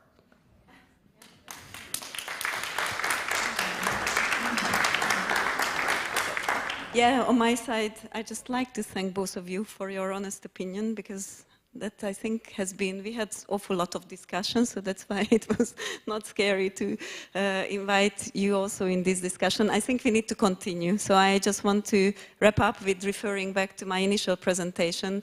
You feel you can see the cry, if you remember Levin with the sign in the water. We just have to take actions together, and now. So I just want to conclude with that. It's a cry from the villages. They make the effort, they try to get their own money, but we have to try harder to get money to these valuable initiatives that we experienced. And once more, I thank for all the contributions and all the villages. So for me, yeah. Hang on, can you? Yeah. We have to be very concrete. We need money first, and I'm not talking about 500 euro, because if you have to create the opportunity of the 2021 jobs, you have to be innovative. So, and you cannot change the situation of a rural area with 500 euro. It's a mayor that say that. Okay. And the other thing is the politics. I'm not talking about politicians, I'm talking politics. If the EU will give a very clear line for this rural area, then we can hope that our national level, our regional level will follow our strategy. Our strategy has to be influence the politics. Because in Italy at the moment, the politician is saying that a small village has to be all together to become a big village. That means that they didn't understand what we need, okay? So the politics is crucial, and our strategy has to be, need to influence the politics. And I don't have so many hope about Italian government without some indication from the EU level, because otherwise all our strategy will be a nice books of dreams, but we need that, I really hope that we can do something, but we need that Europe will give some idea and some, let's say, support to our strategy. Otherwise, we will not have a chance to change something. And we are working hard. This morning, this afternoon, Laura showed you that we are creating innovative jobs and innovative way to live the rural area. But it's not possible to support all this process alone. Thank you. Thank you very much. I'll just take the opportunity that concludes this session, and we'll be saying goodbye to our online audience now, because we'll be moving off into the smaller group work now. People have signed up. We have the different types of session coming up. We have the human library. We have the stalls and stands that some of you hopefully got a chance to look at before lunch this morning, but that will be running again.